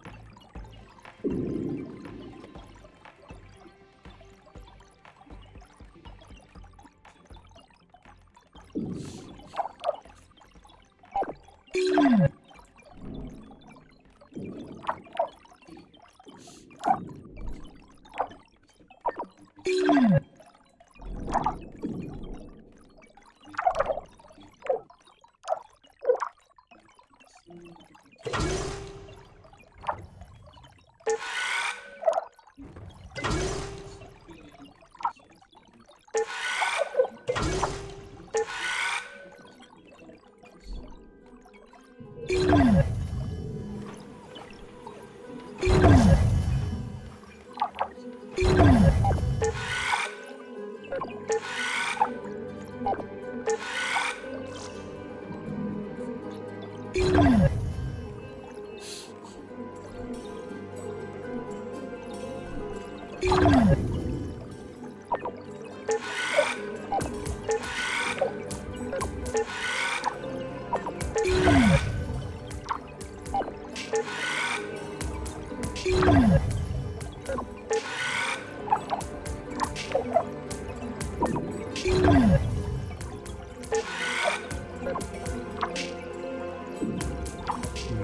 we got more workers.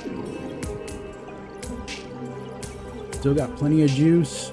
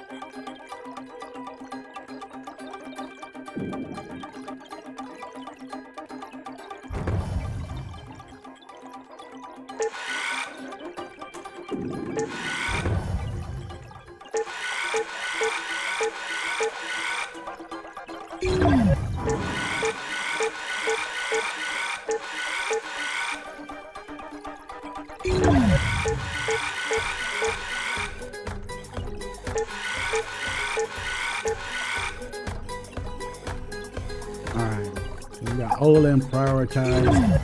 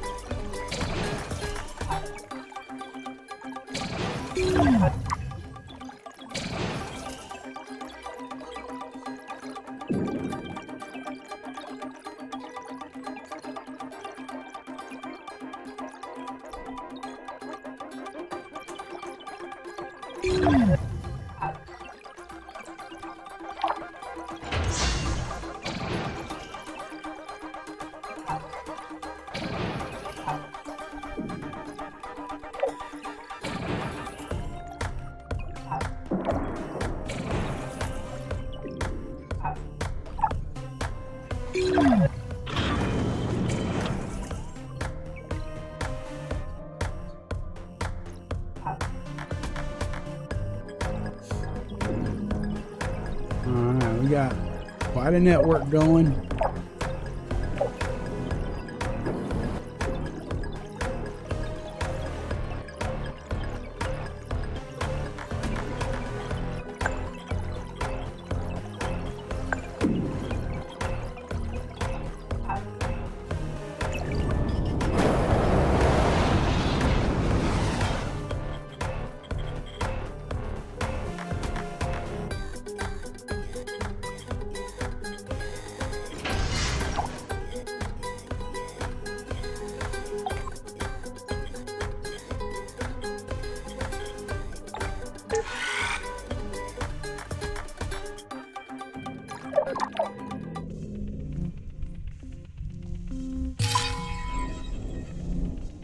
Alright, so we got us a new landing site.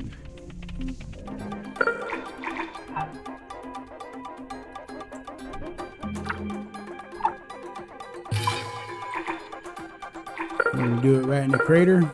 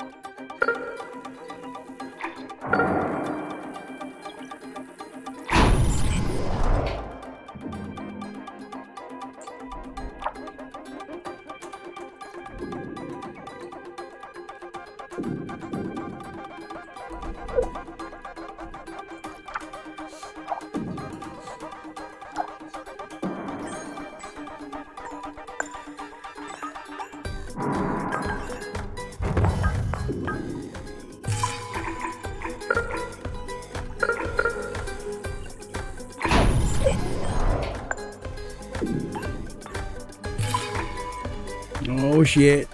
Gotta save.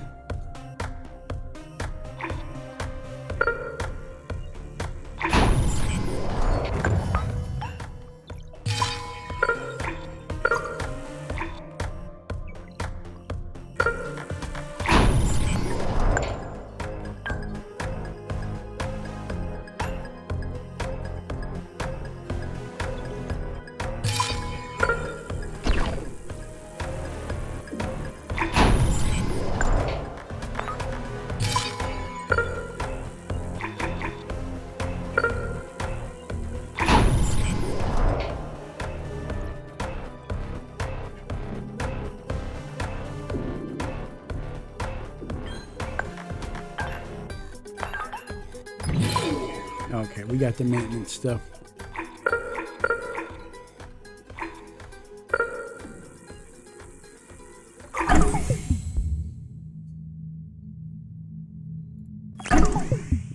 All right.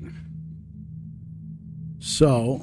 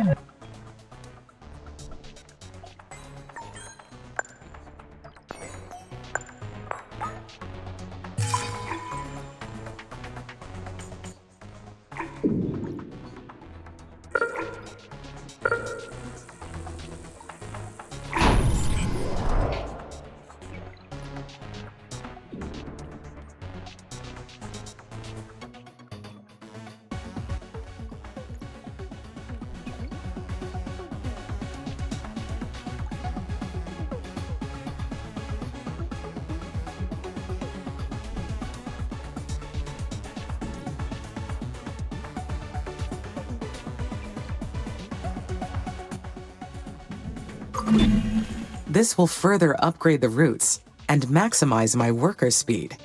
My productivity is going to get a big boost.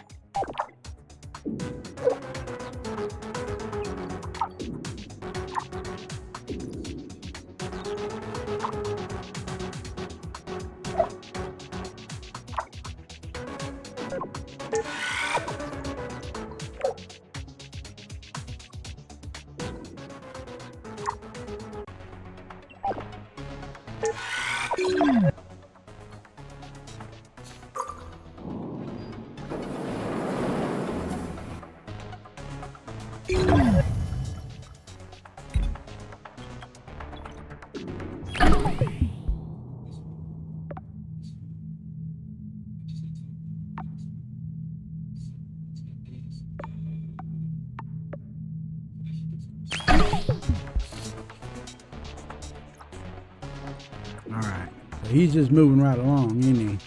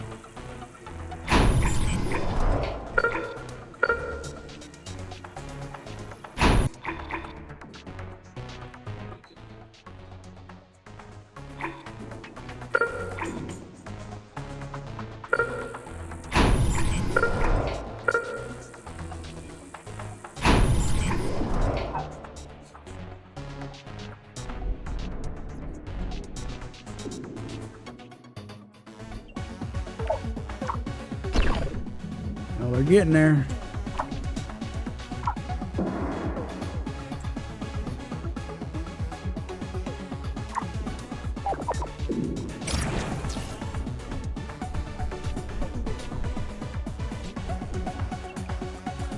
Not quite yet.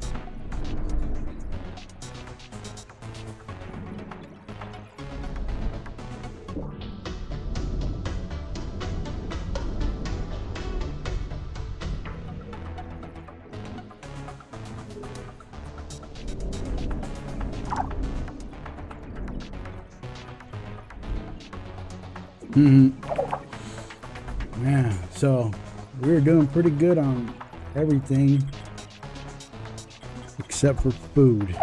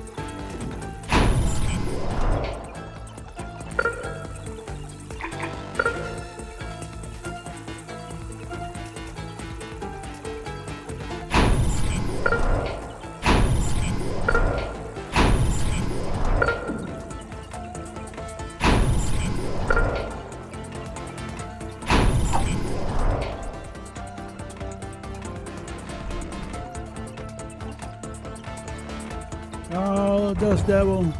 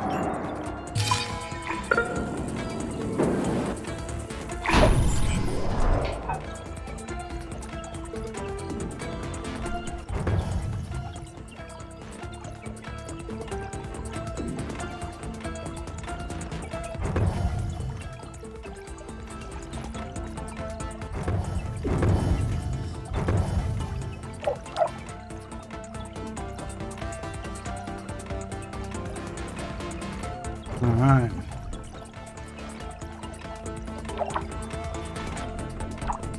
So these guys are moving right along. Parts. We got 0 parts.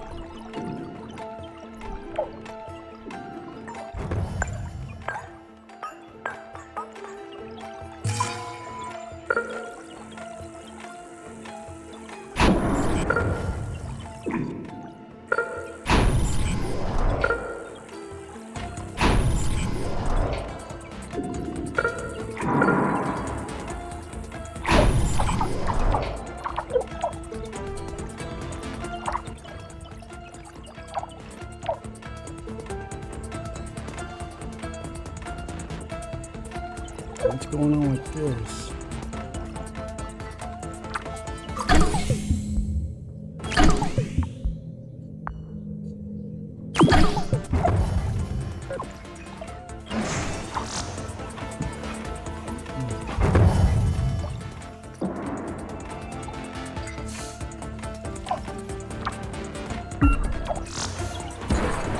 Alright, so that's done.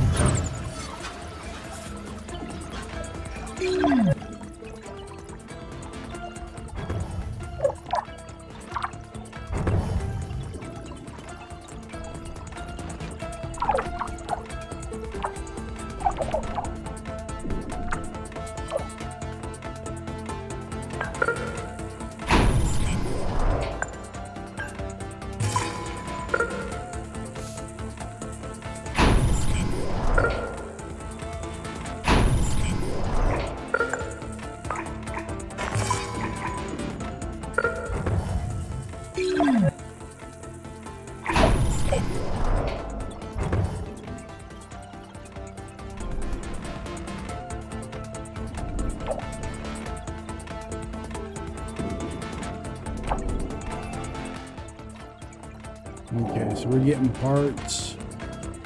Food is starting to come back up.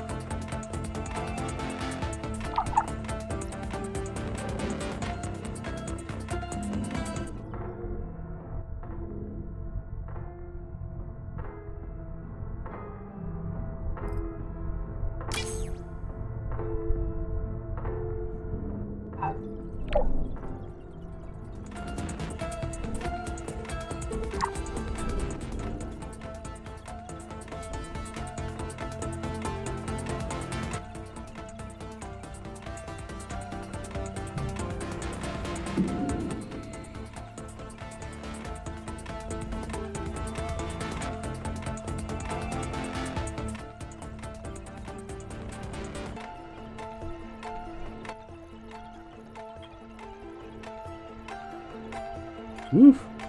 We're at a gigawatt.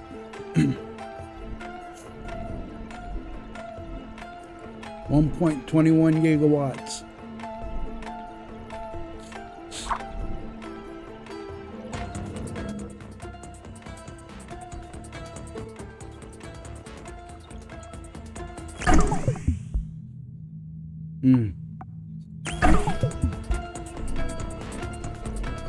We need to get some more population.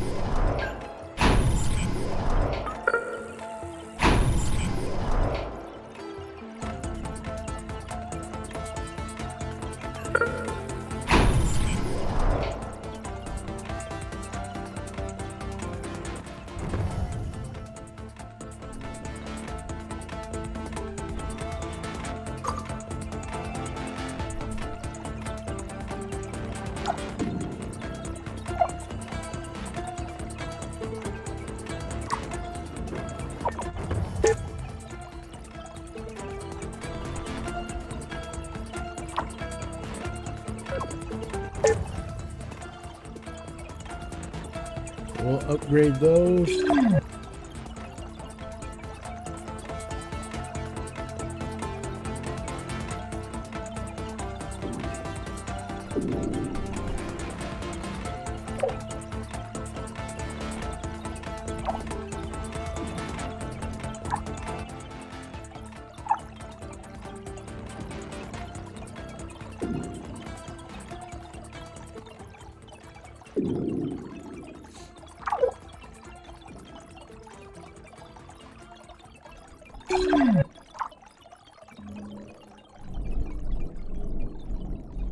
These guys are almost there.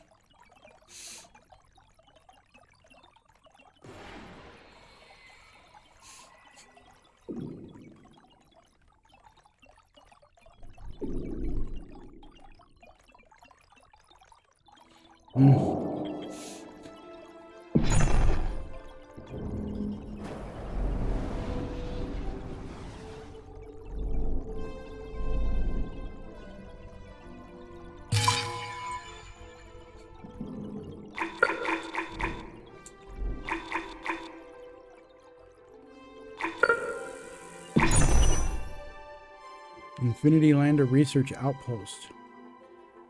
Read about the golden age of superhero astronauts when I was taking the training program, but I can't even begin to imagine what Virginia Grissom and Edsel White must have felt when they set foot on this planet for the first time, or what Roman Chaffee must have thought while he captured the moment for posterity. I look forward to the archiving of a dream like that. Who knows? Maybe in the future, the instructors will teach about me in their classes. Nice.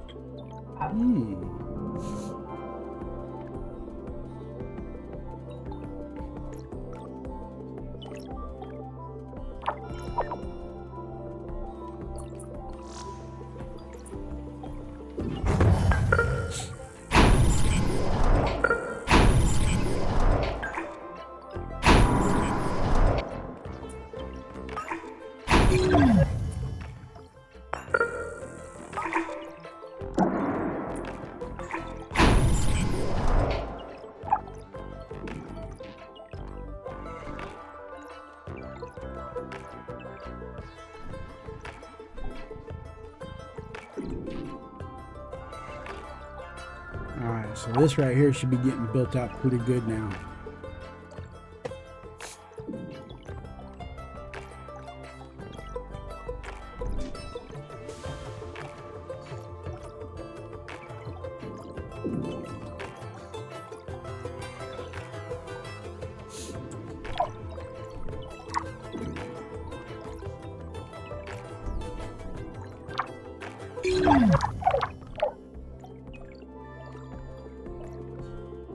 Oh, look at that, he's building a road.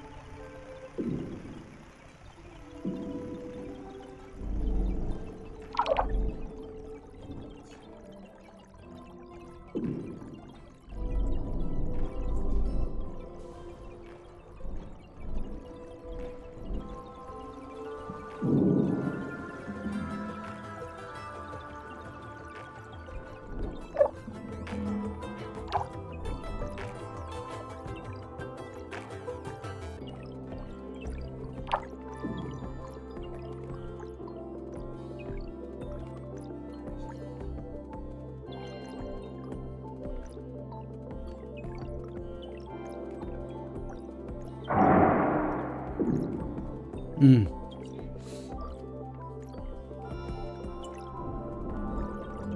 is our other? I need one more uranium.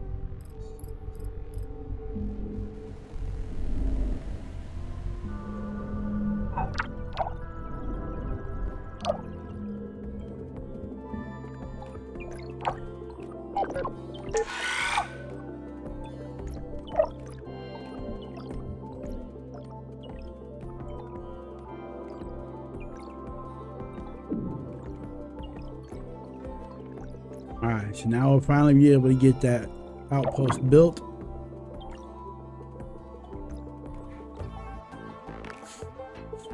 There we go. Boom.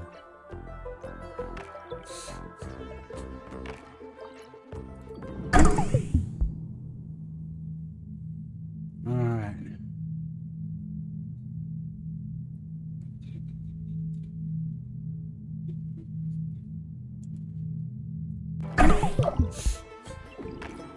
Okay, we're still working on the Hyperloop.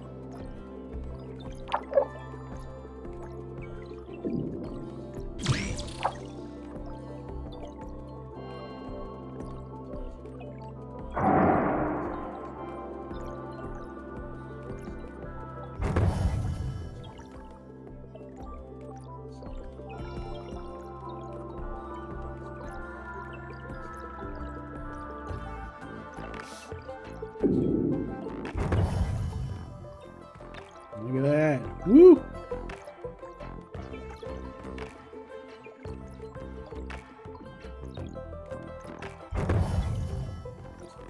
They got all kinds of shit going over there now.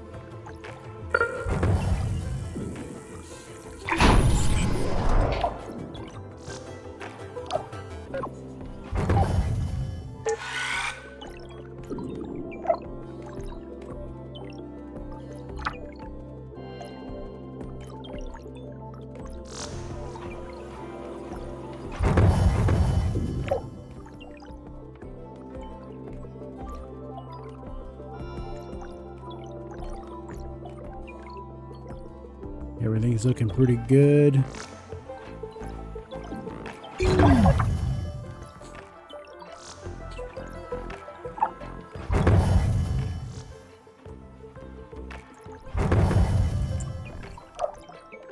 And this is almost built all the way out.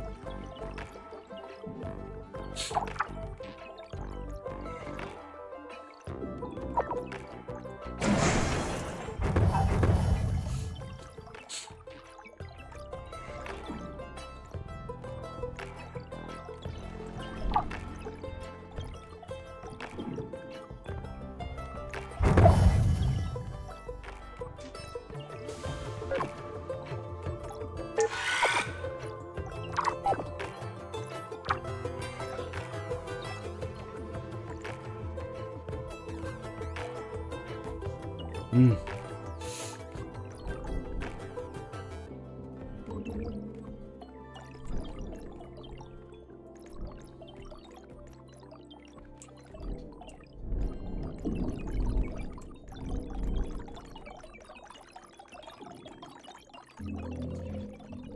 right.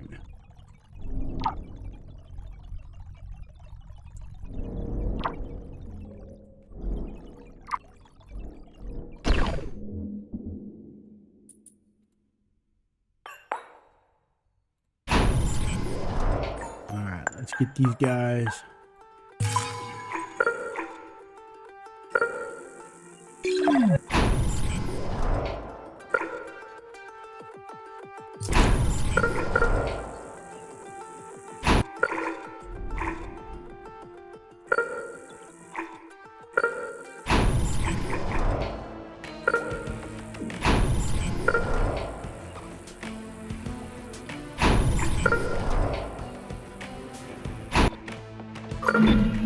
Hyperloops, the stuff of legends on Earth.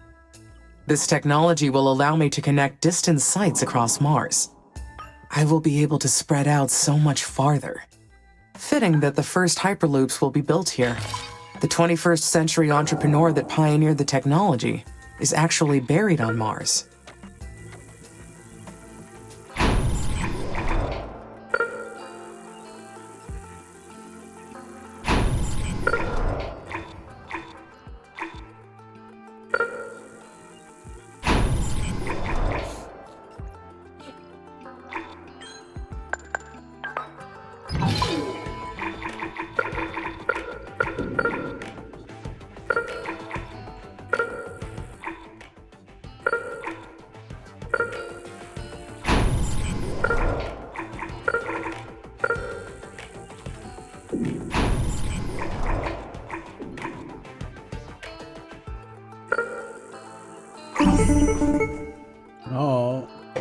Guilong Nuclear Missile Silo Research Outpost. We've arrived at the knuckle deep layer of dust covering the main entrance. Radiation levels are high, but nothing unexpected or hazardous. Our spacesuits were more than enough to shield us from the radiation, allowing us to examine the building. We recovered the mission's action plan. They were planning to drop the nuclear weapons stored in this silo on the Martian poles. That was some real shit.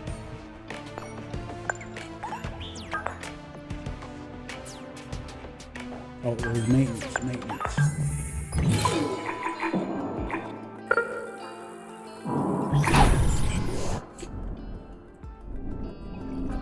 Alright, so we got that one going.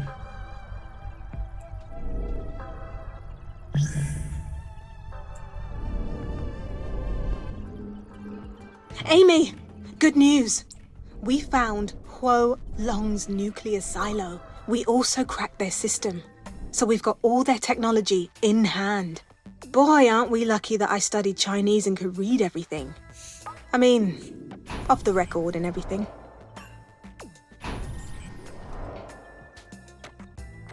That is interesting. Chinese has been forbidden in the Oxy-UN countries since before you were born. Well, it's publicly forbidden. But it's still pretty common in the streets. And a very useful tool if you're willing to pay for it.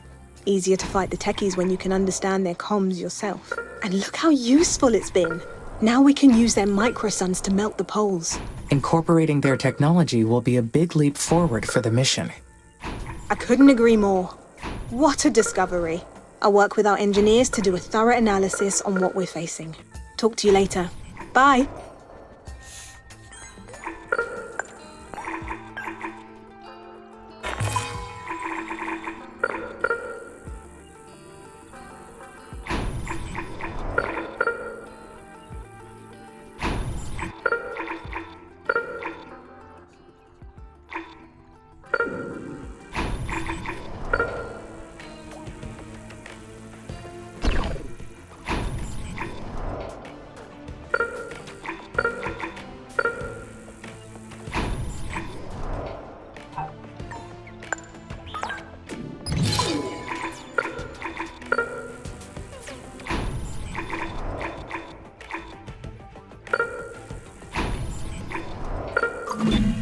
This is not an easy choice to make.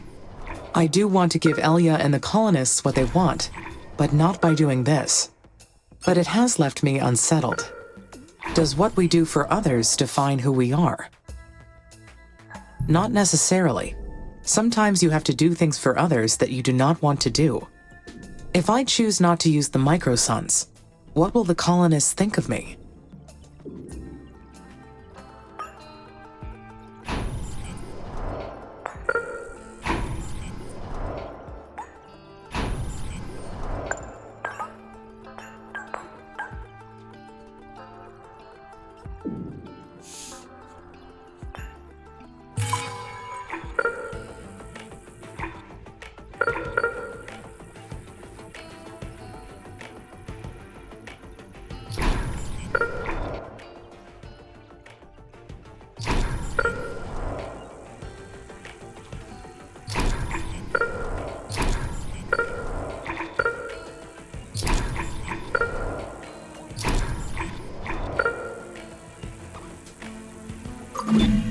Would the colonists resent me for going against their wishes?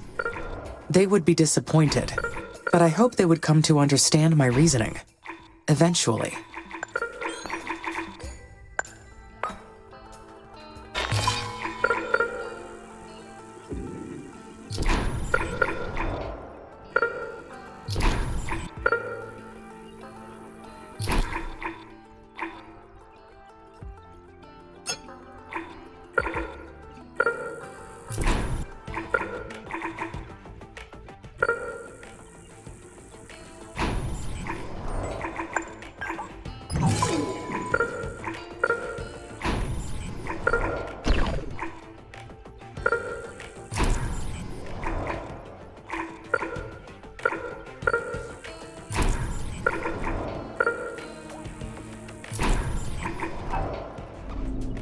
Woo, we got roads all over the place.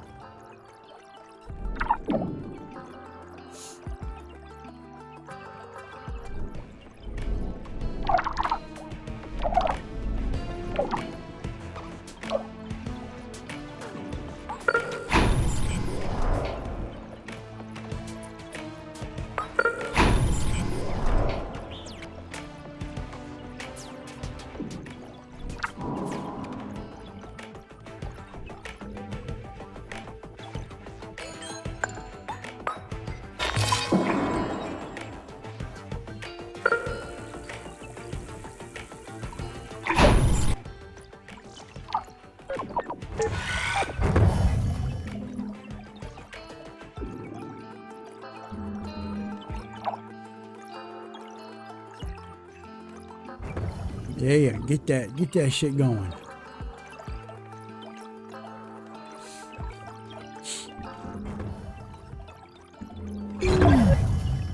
Alright, so now we got the aluminum mine going.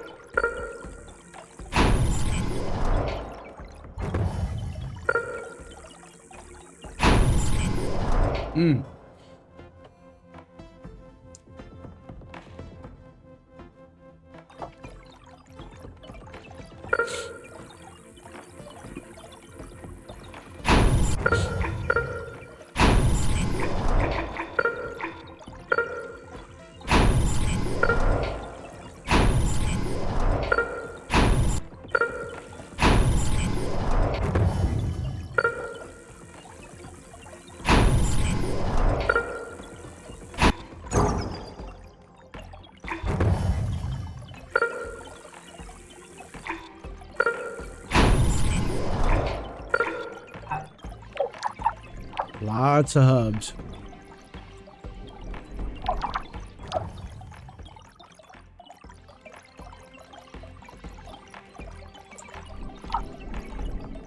Hyperloop's almost done.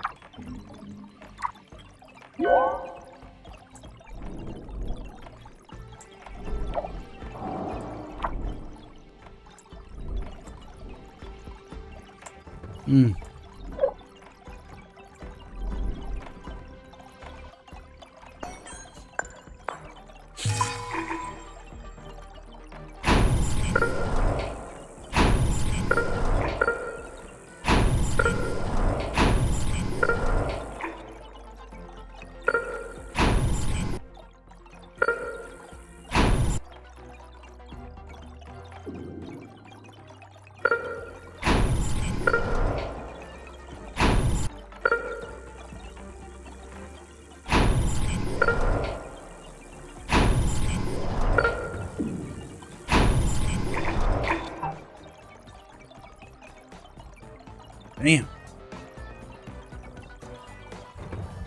The traffic is atrocious.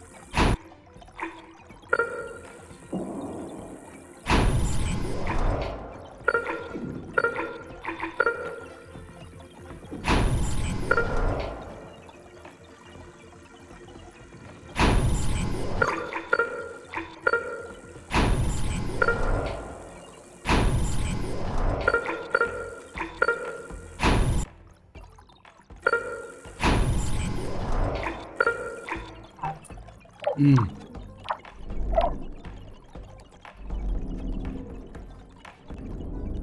they almost made it out there.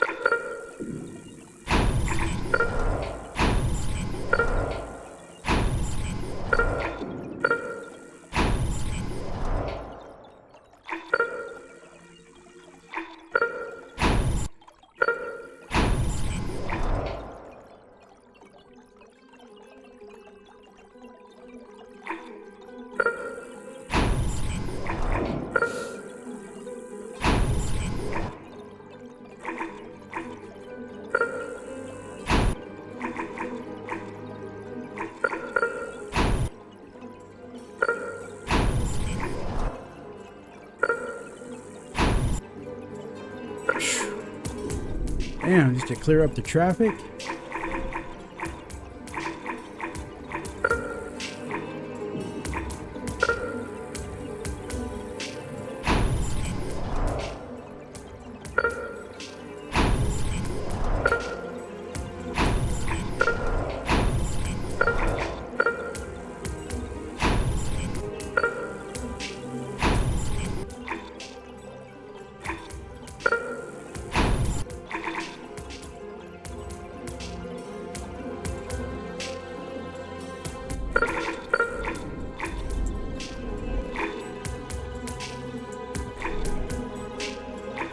That one looks a little bit better.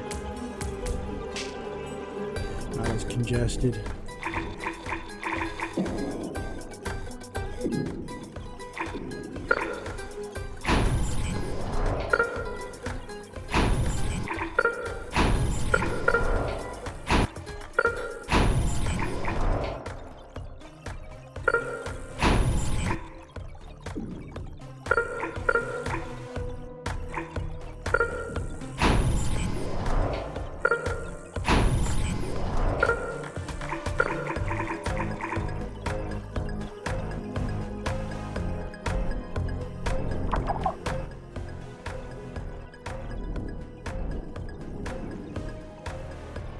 Lots of hubs. Remember, lots and lots of hubs.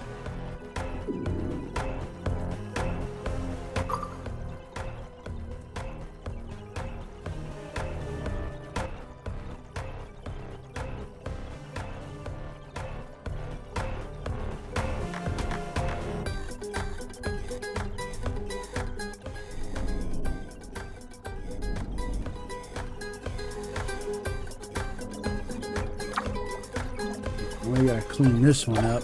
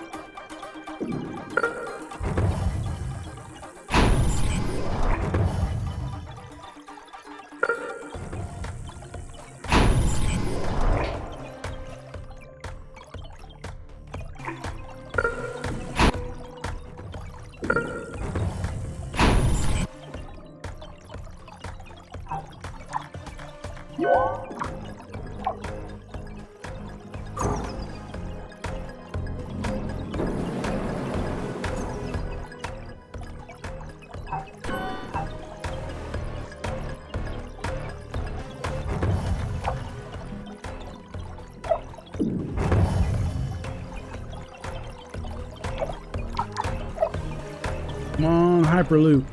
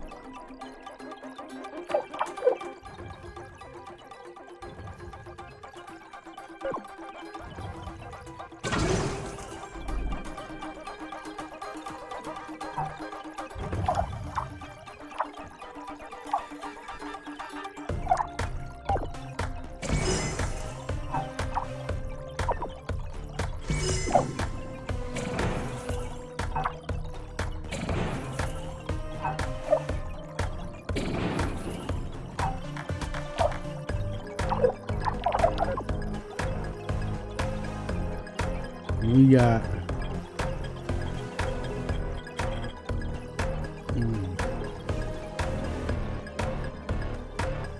iron is an issue.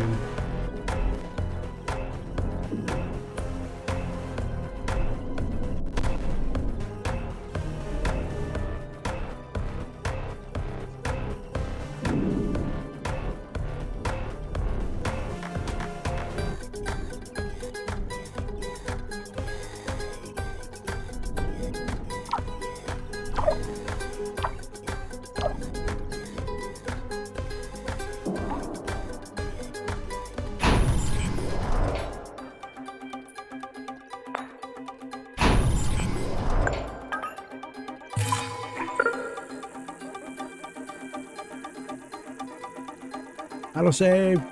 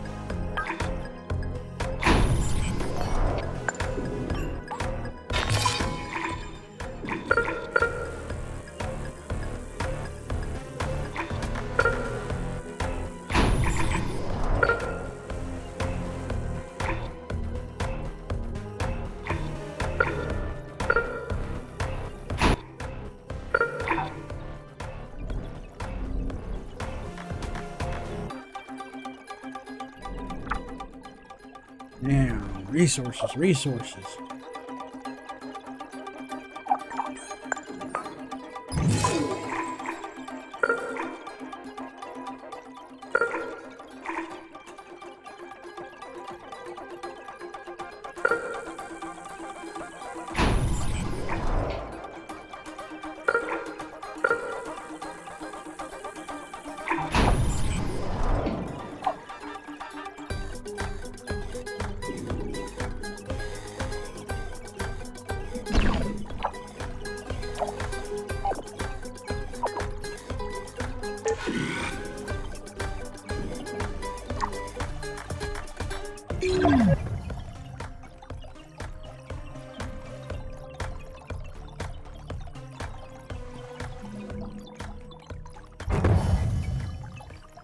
There we go. Now we're cooking with gas.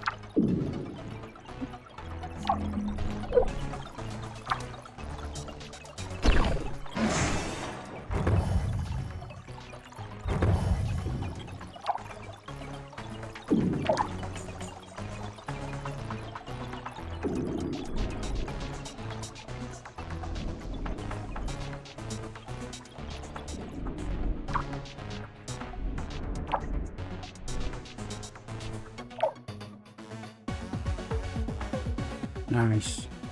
Hyperloop's almost done.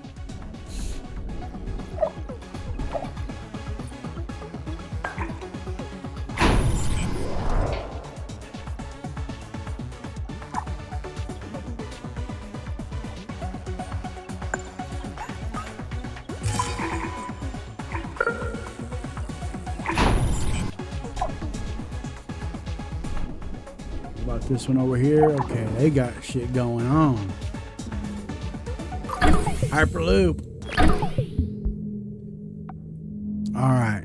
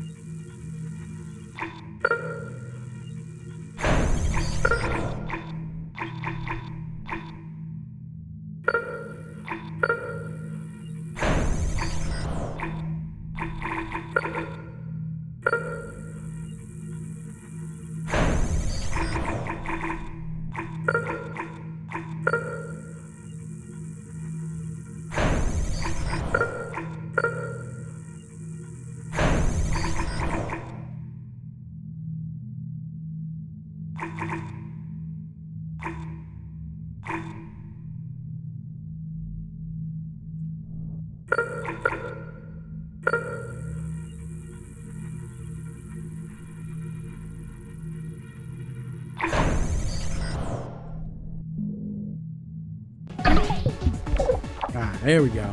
Now we get the Hyperloop.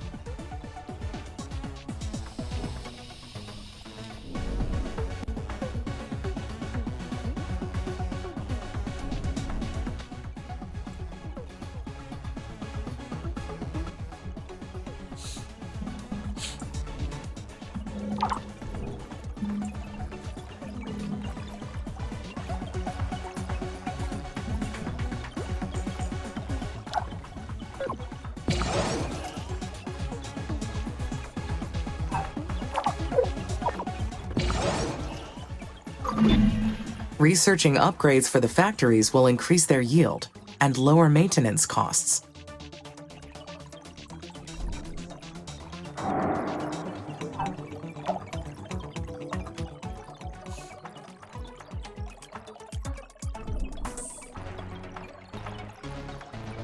Yeah, he's building roads.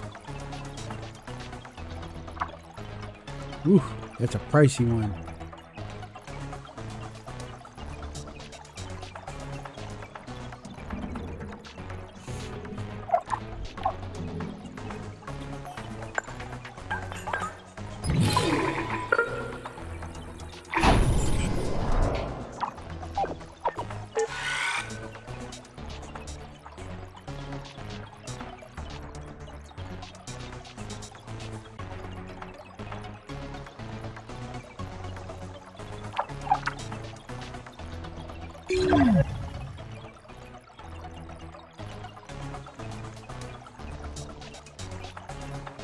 Alright, we go, getting all that shit repaired.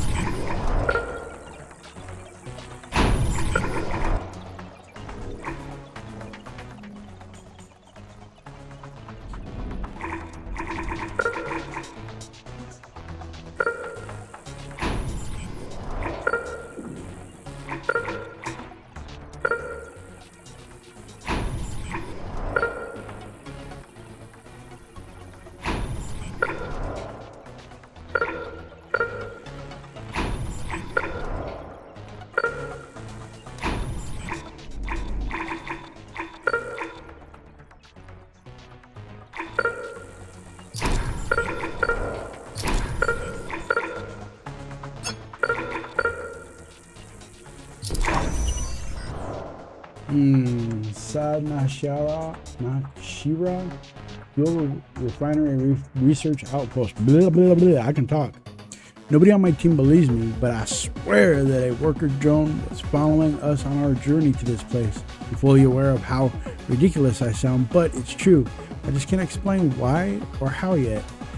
The repair work at the refinery is going well, but yesterday when I went to check on the fuel tanks, I saw that one worker drone parked on a nearby hill.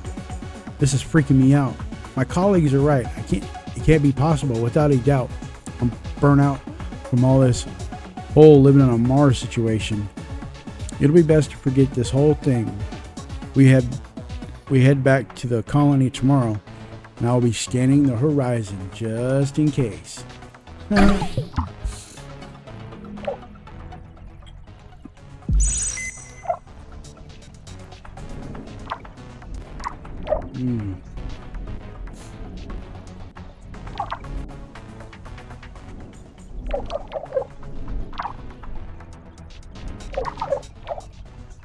Damn.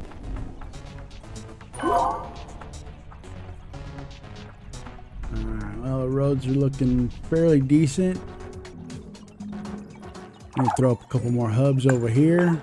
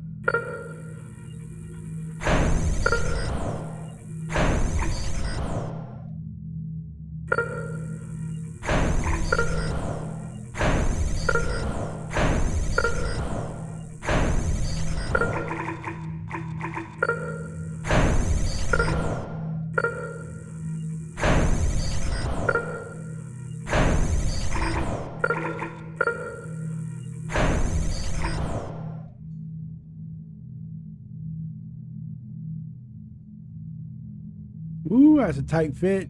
Can I get it in? Oh, there we go.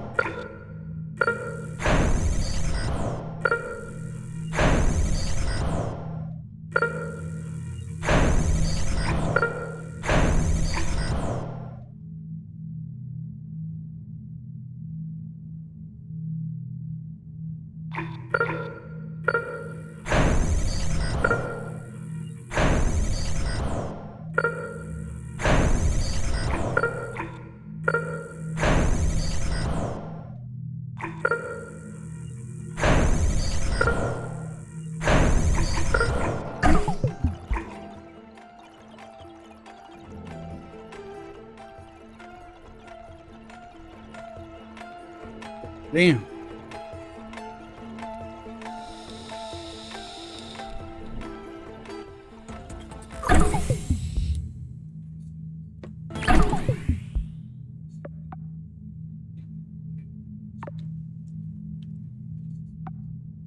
Let's get the battery out the way.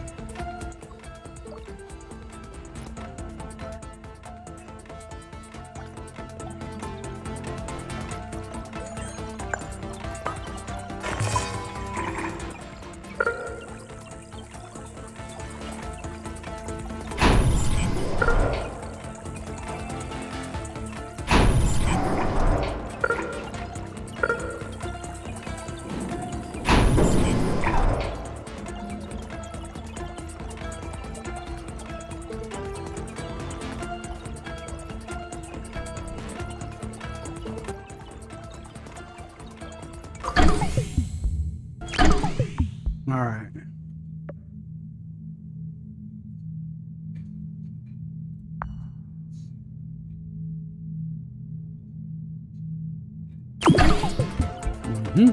Here we go.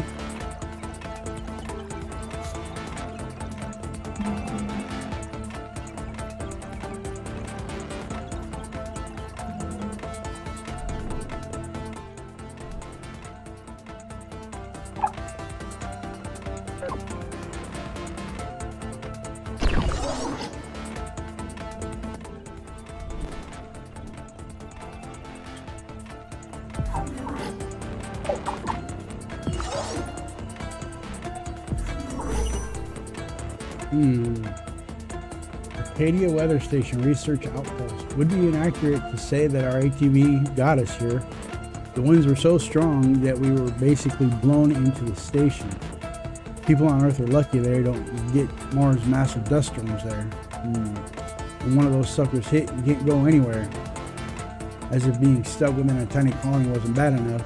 And if you're lucky enough to be in the middle of the field research, the wind blows away all your samples. Madness. And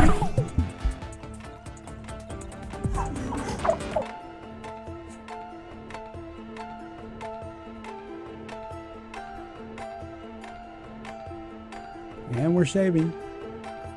And we're saving.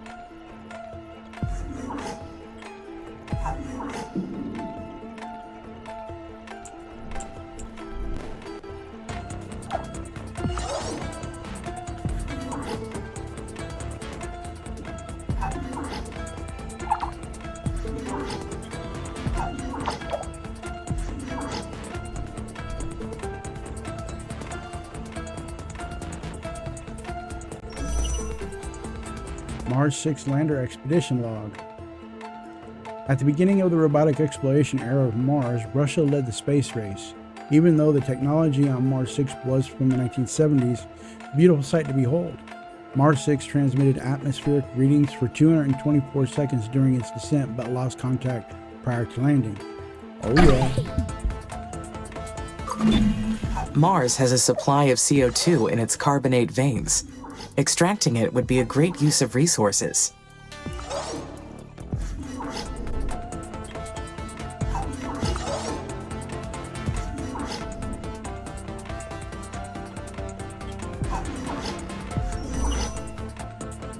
Sharapelli Lander Research Outpost. Today we came across the remains of an ancient Sharapelli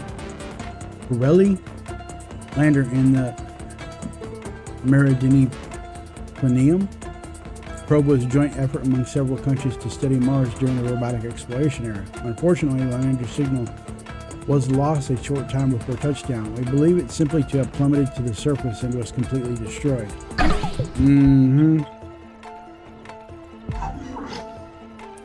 Yeah, okay.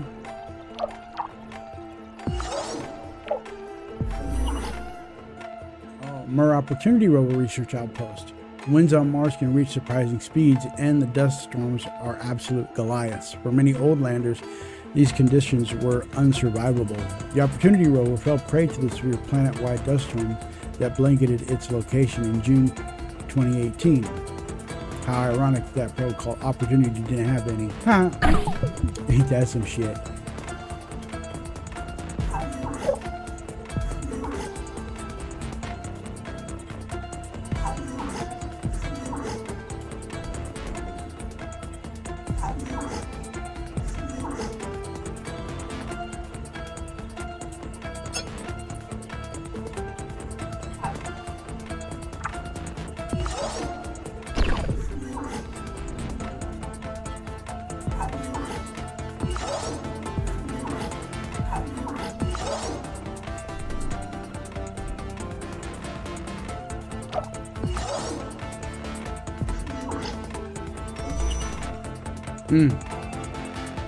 Ayers Medical Center Research Outpost. We had an ATV accident on the way to the location. Fortunately, it was Ayers Medical Center, so we patched ourselves up easily. The infrastructure is generally adequate, but some of the equipment is really out. To be fair, it was already outdated when this place was built, but that was thanks to the limited budget of ISA had at the time. Luckily, that's not the case for our mission. Living here on Mars has made us actually aware of the danger we face every day and the fragility of human life. So it's a relief to add another medical center to the colony, even one as old as this.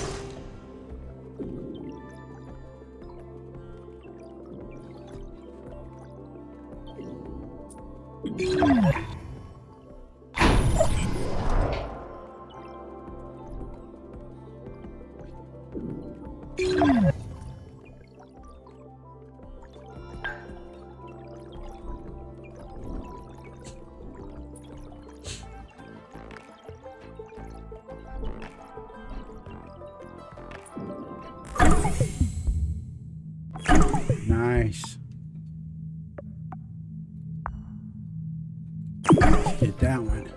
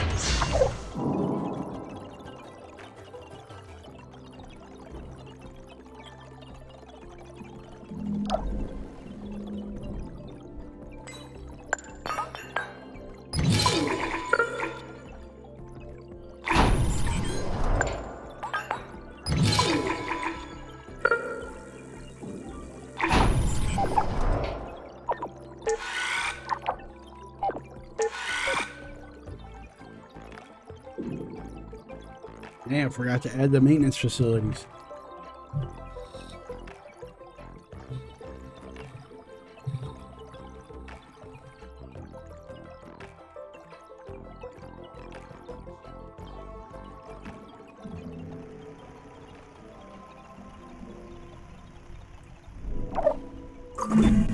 We need more nitrogen in the atmosphere.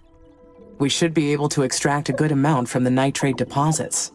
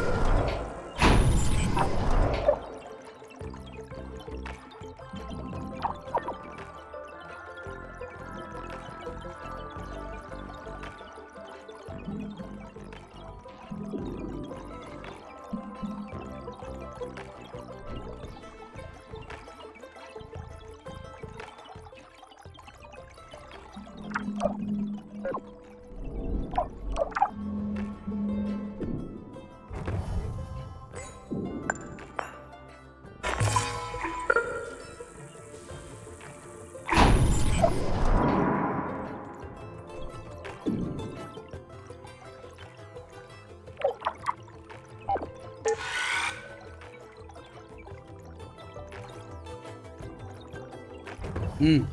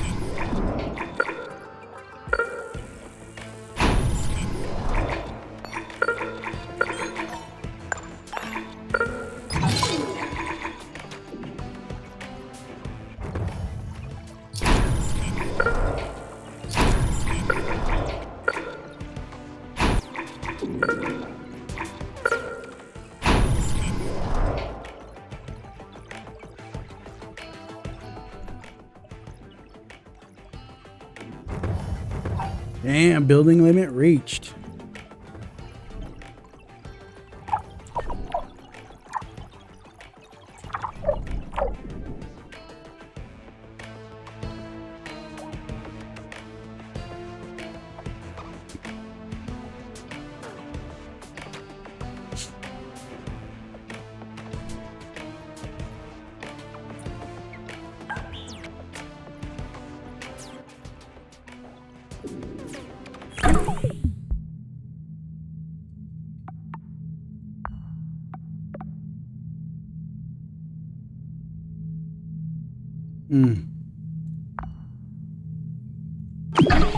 Alright, we need the buildings. So we got to do that one first.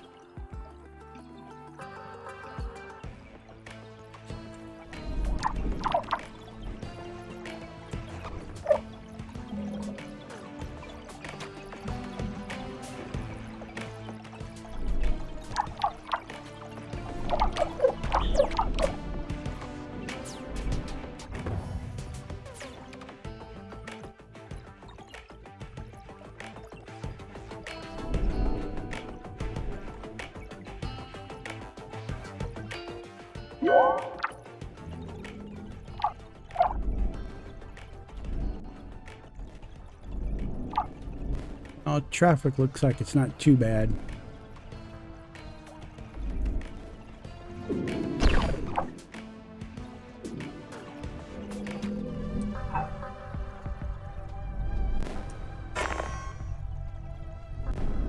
Electricity doing not too bad.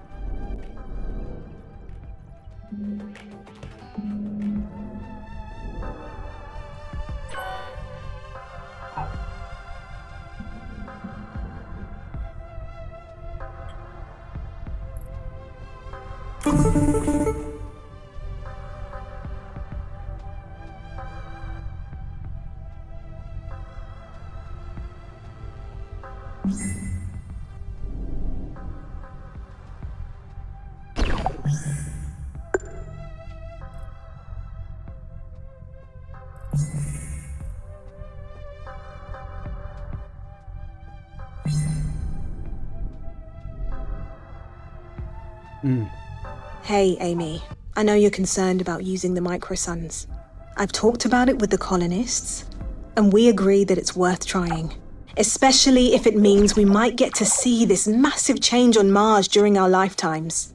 Putting the colonies in danger still seems like too much risk to take. I mean, we're living in sealed bubbles and depending on technology that could fail at any minute. What's riskier than that?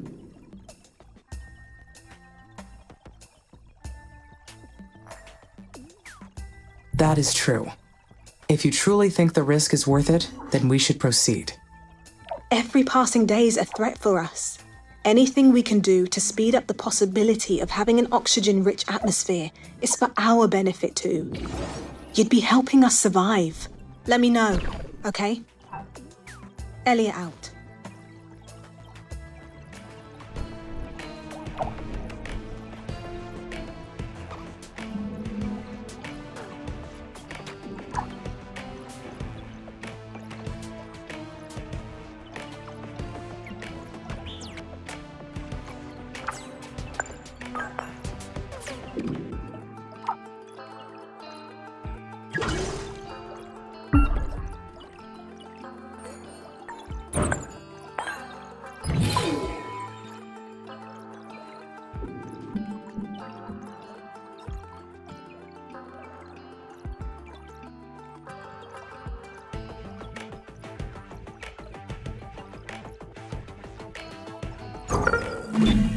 Anyway, the project is in motion. Everyone is expecting it now, so there is no point in more hesitation.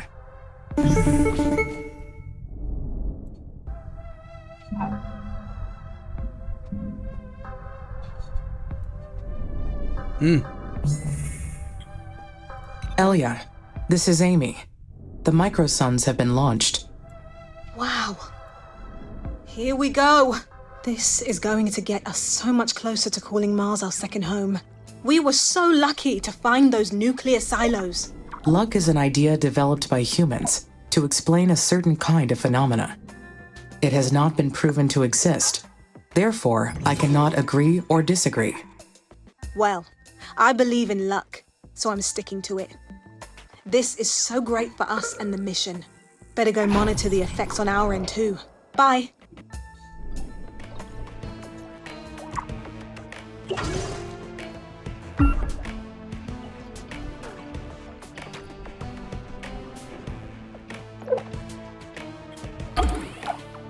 Time to speed back up.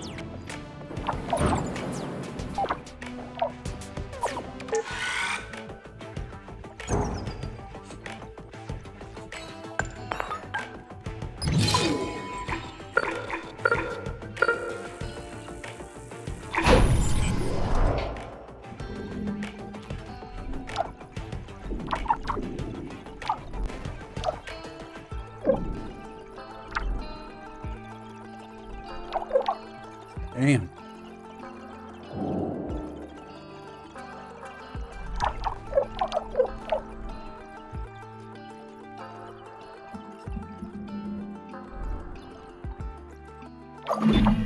The engineering upgrades from this point will require more research. The hell you say?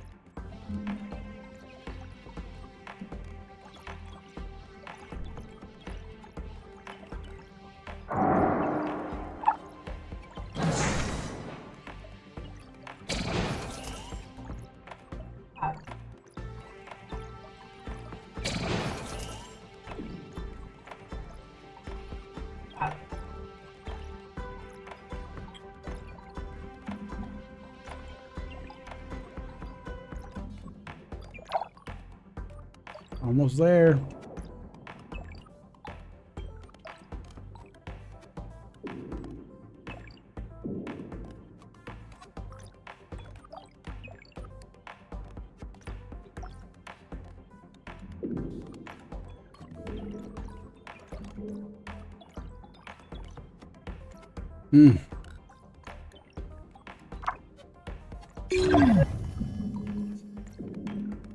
There's our drones.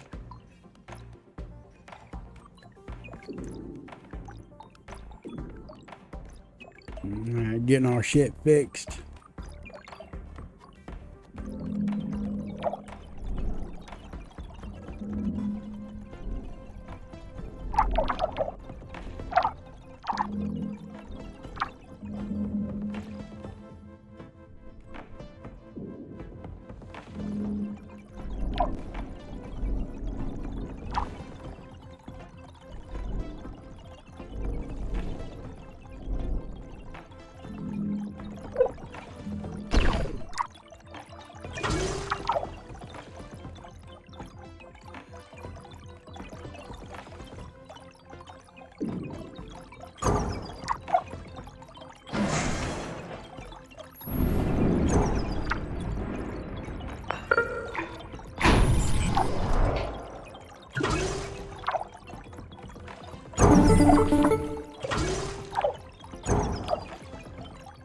Amy, this is Houston. Go ahead, Dr. Foster.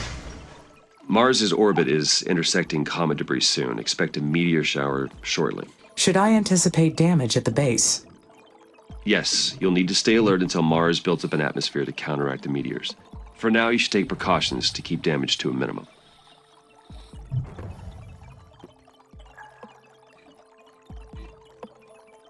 The base must be ready to receive the colonists.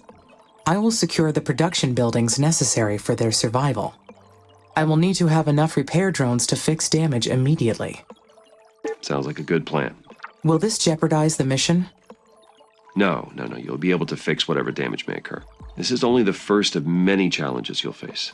But you are equipped to respond and adapt to any situation. I made sure of that. Roger. Thank you, Dr. Foster. Well, you're welcome. Houston out.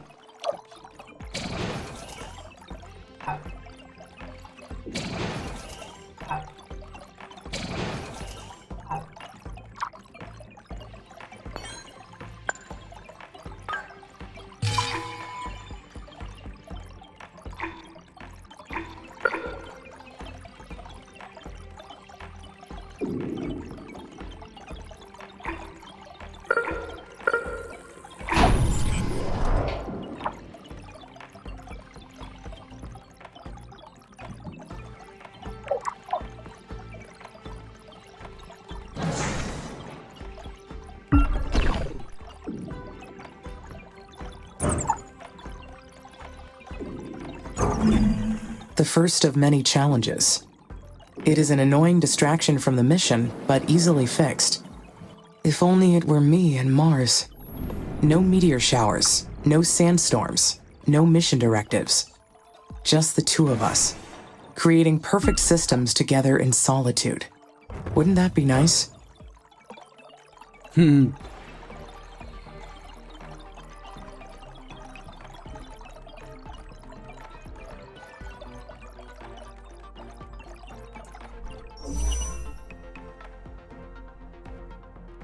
Incoming meteor showers may destroy your buildings. If you do not rebuild them, they will eventually be scrapped. Left click. Okay.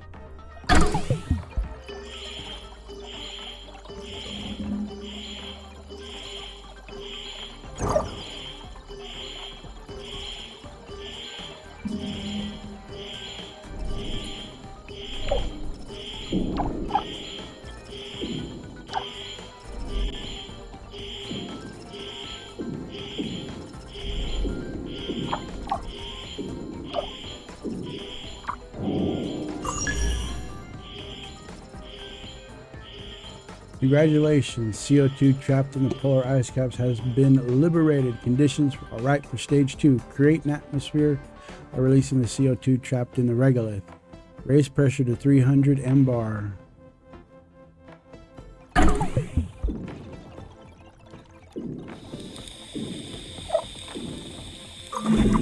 That takes care of the dry ice on the poles. Next is raising the atmospheric pressure to 300 millibars. Elia was right after all.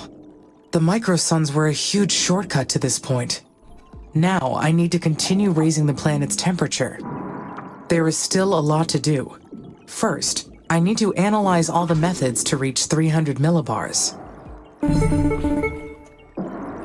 This is Houston. The meteor shower appears to be over. Please give us a status update.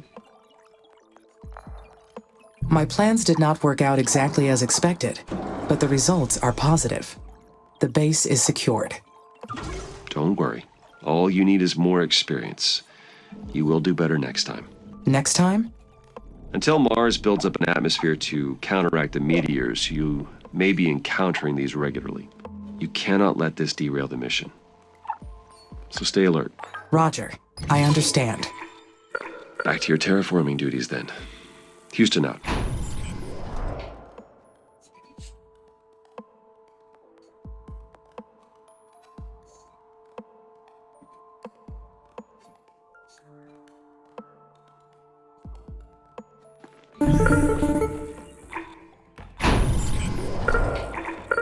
Houston here. We have confirmed the disappearance of the polar ice caps. Terraforming Stage 1 is complete. Congratulations, Amy. You have made incredible progress. If you continue raising the planet's temperature, you'll trigger the release of CO2 trapped in the deep regolith. You'll need to raise the atmospheric pressure to 300 millibars. That'll make living on the surface much easier for the colonists.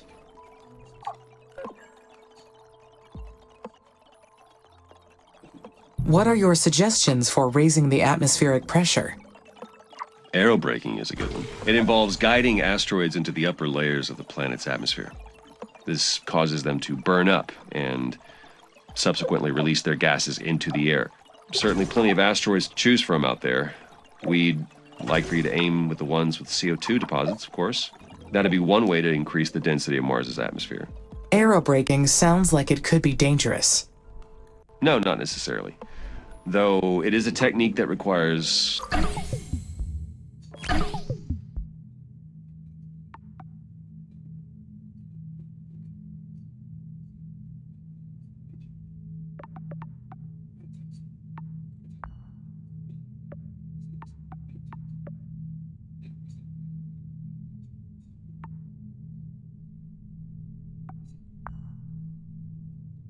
lots of planning and careful execution.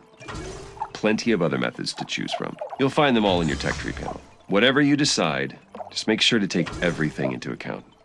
The mission depends on it. Keep up the good work. Houston out.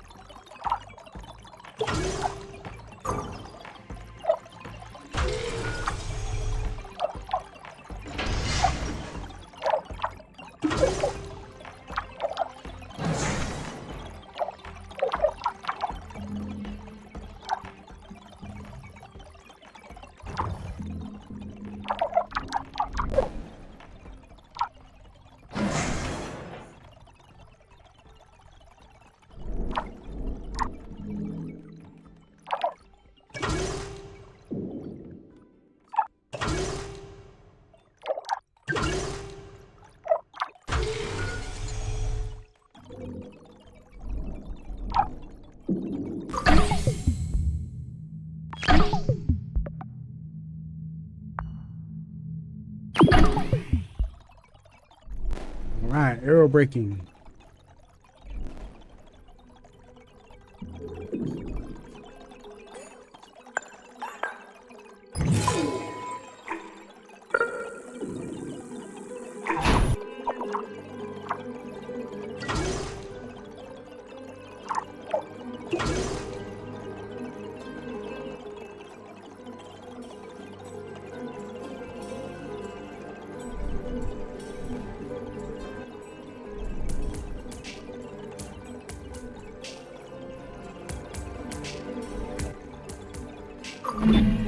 Aerobraking a methane asteroid will be a great method for producing CO2 into the atmosphere.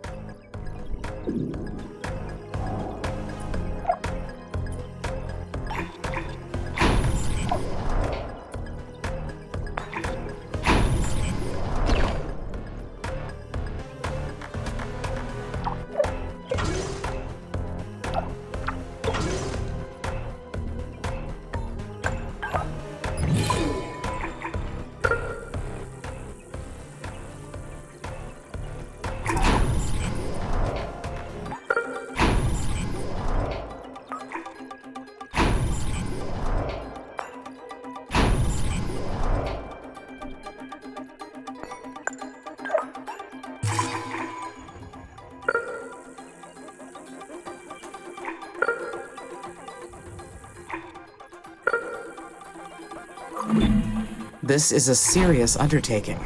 I will need to proceed very carefully. This violent approach may have undesirable results if my calculations are not perfect.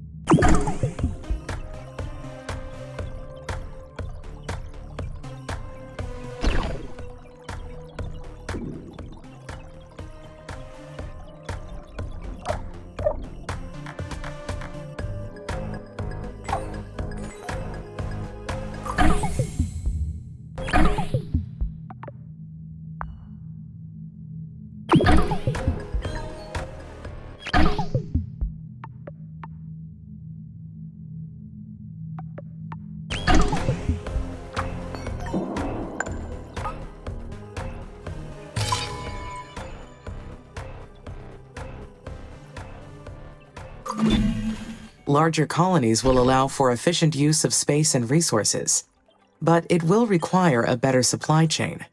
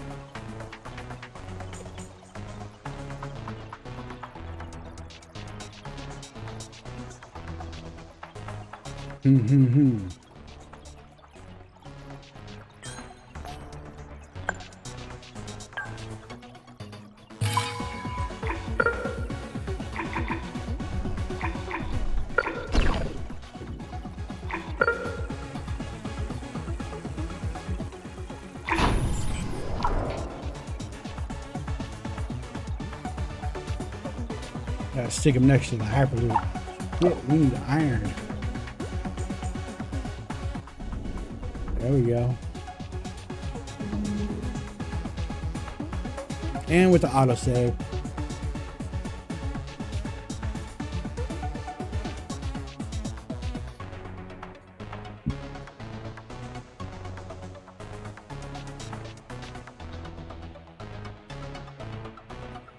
So we're going to keep it right there for now. I want to thank you all so very much for joining me today. If you hung around for the whole episode, kudos, man. I appreciate your viewership. If you like the content, want to see some more, like, share, subscribe, comment, do all that happy stuff. And as I always say, stay living in the verse. Be happy, healthy, and safe out there in the world. Woo! Because it is a jungle out there. And until next time, my fellow gamers, stay dangerous. We'll catch you in the next one. Have a good day.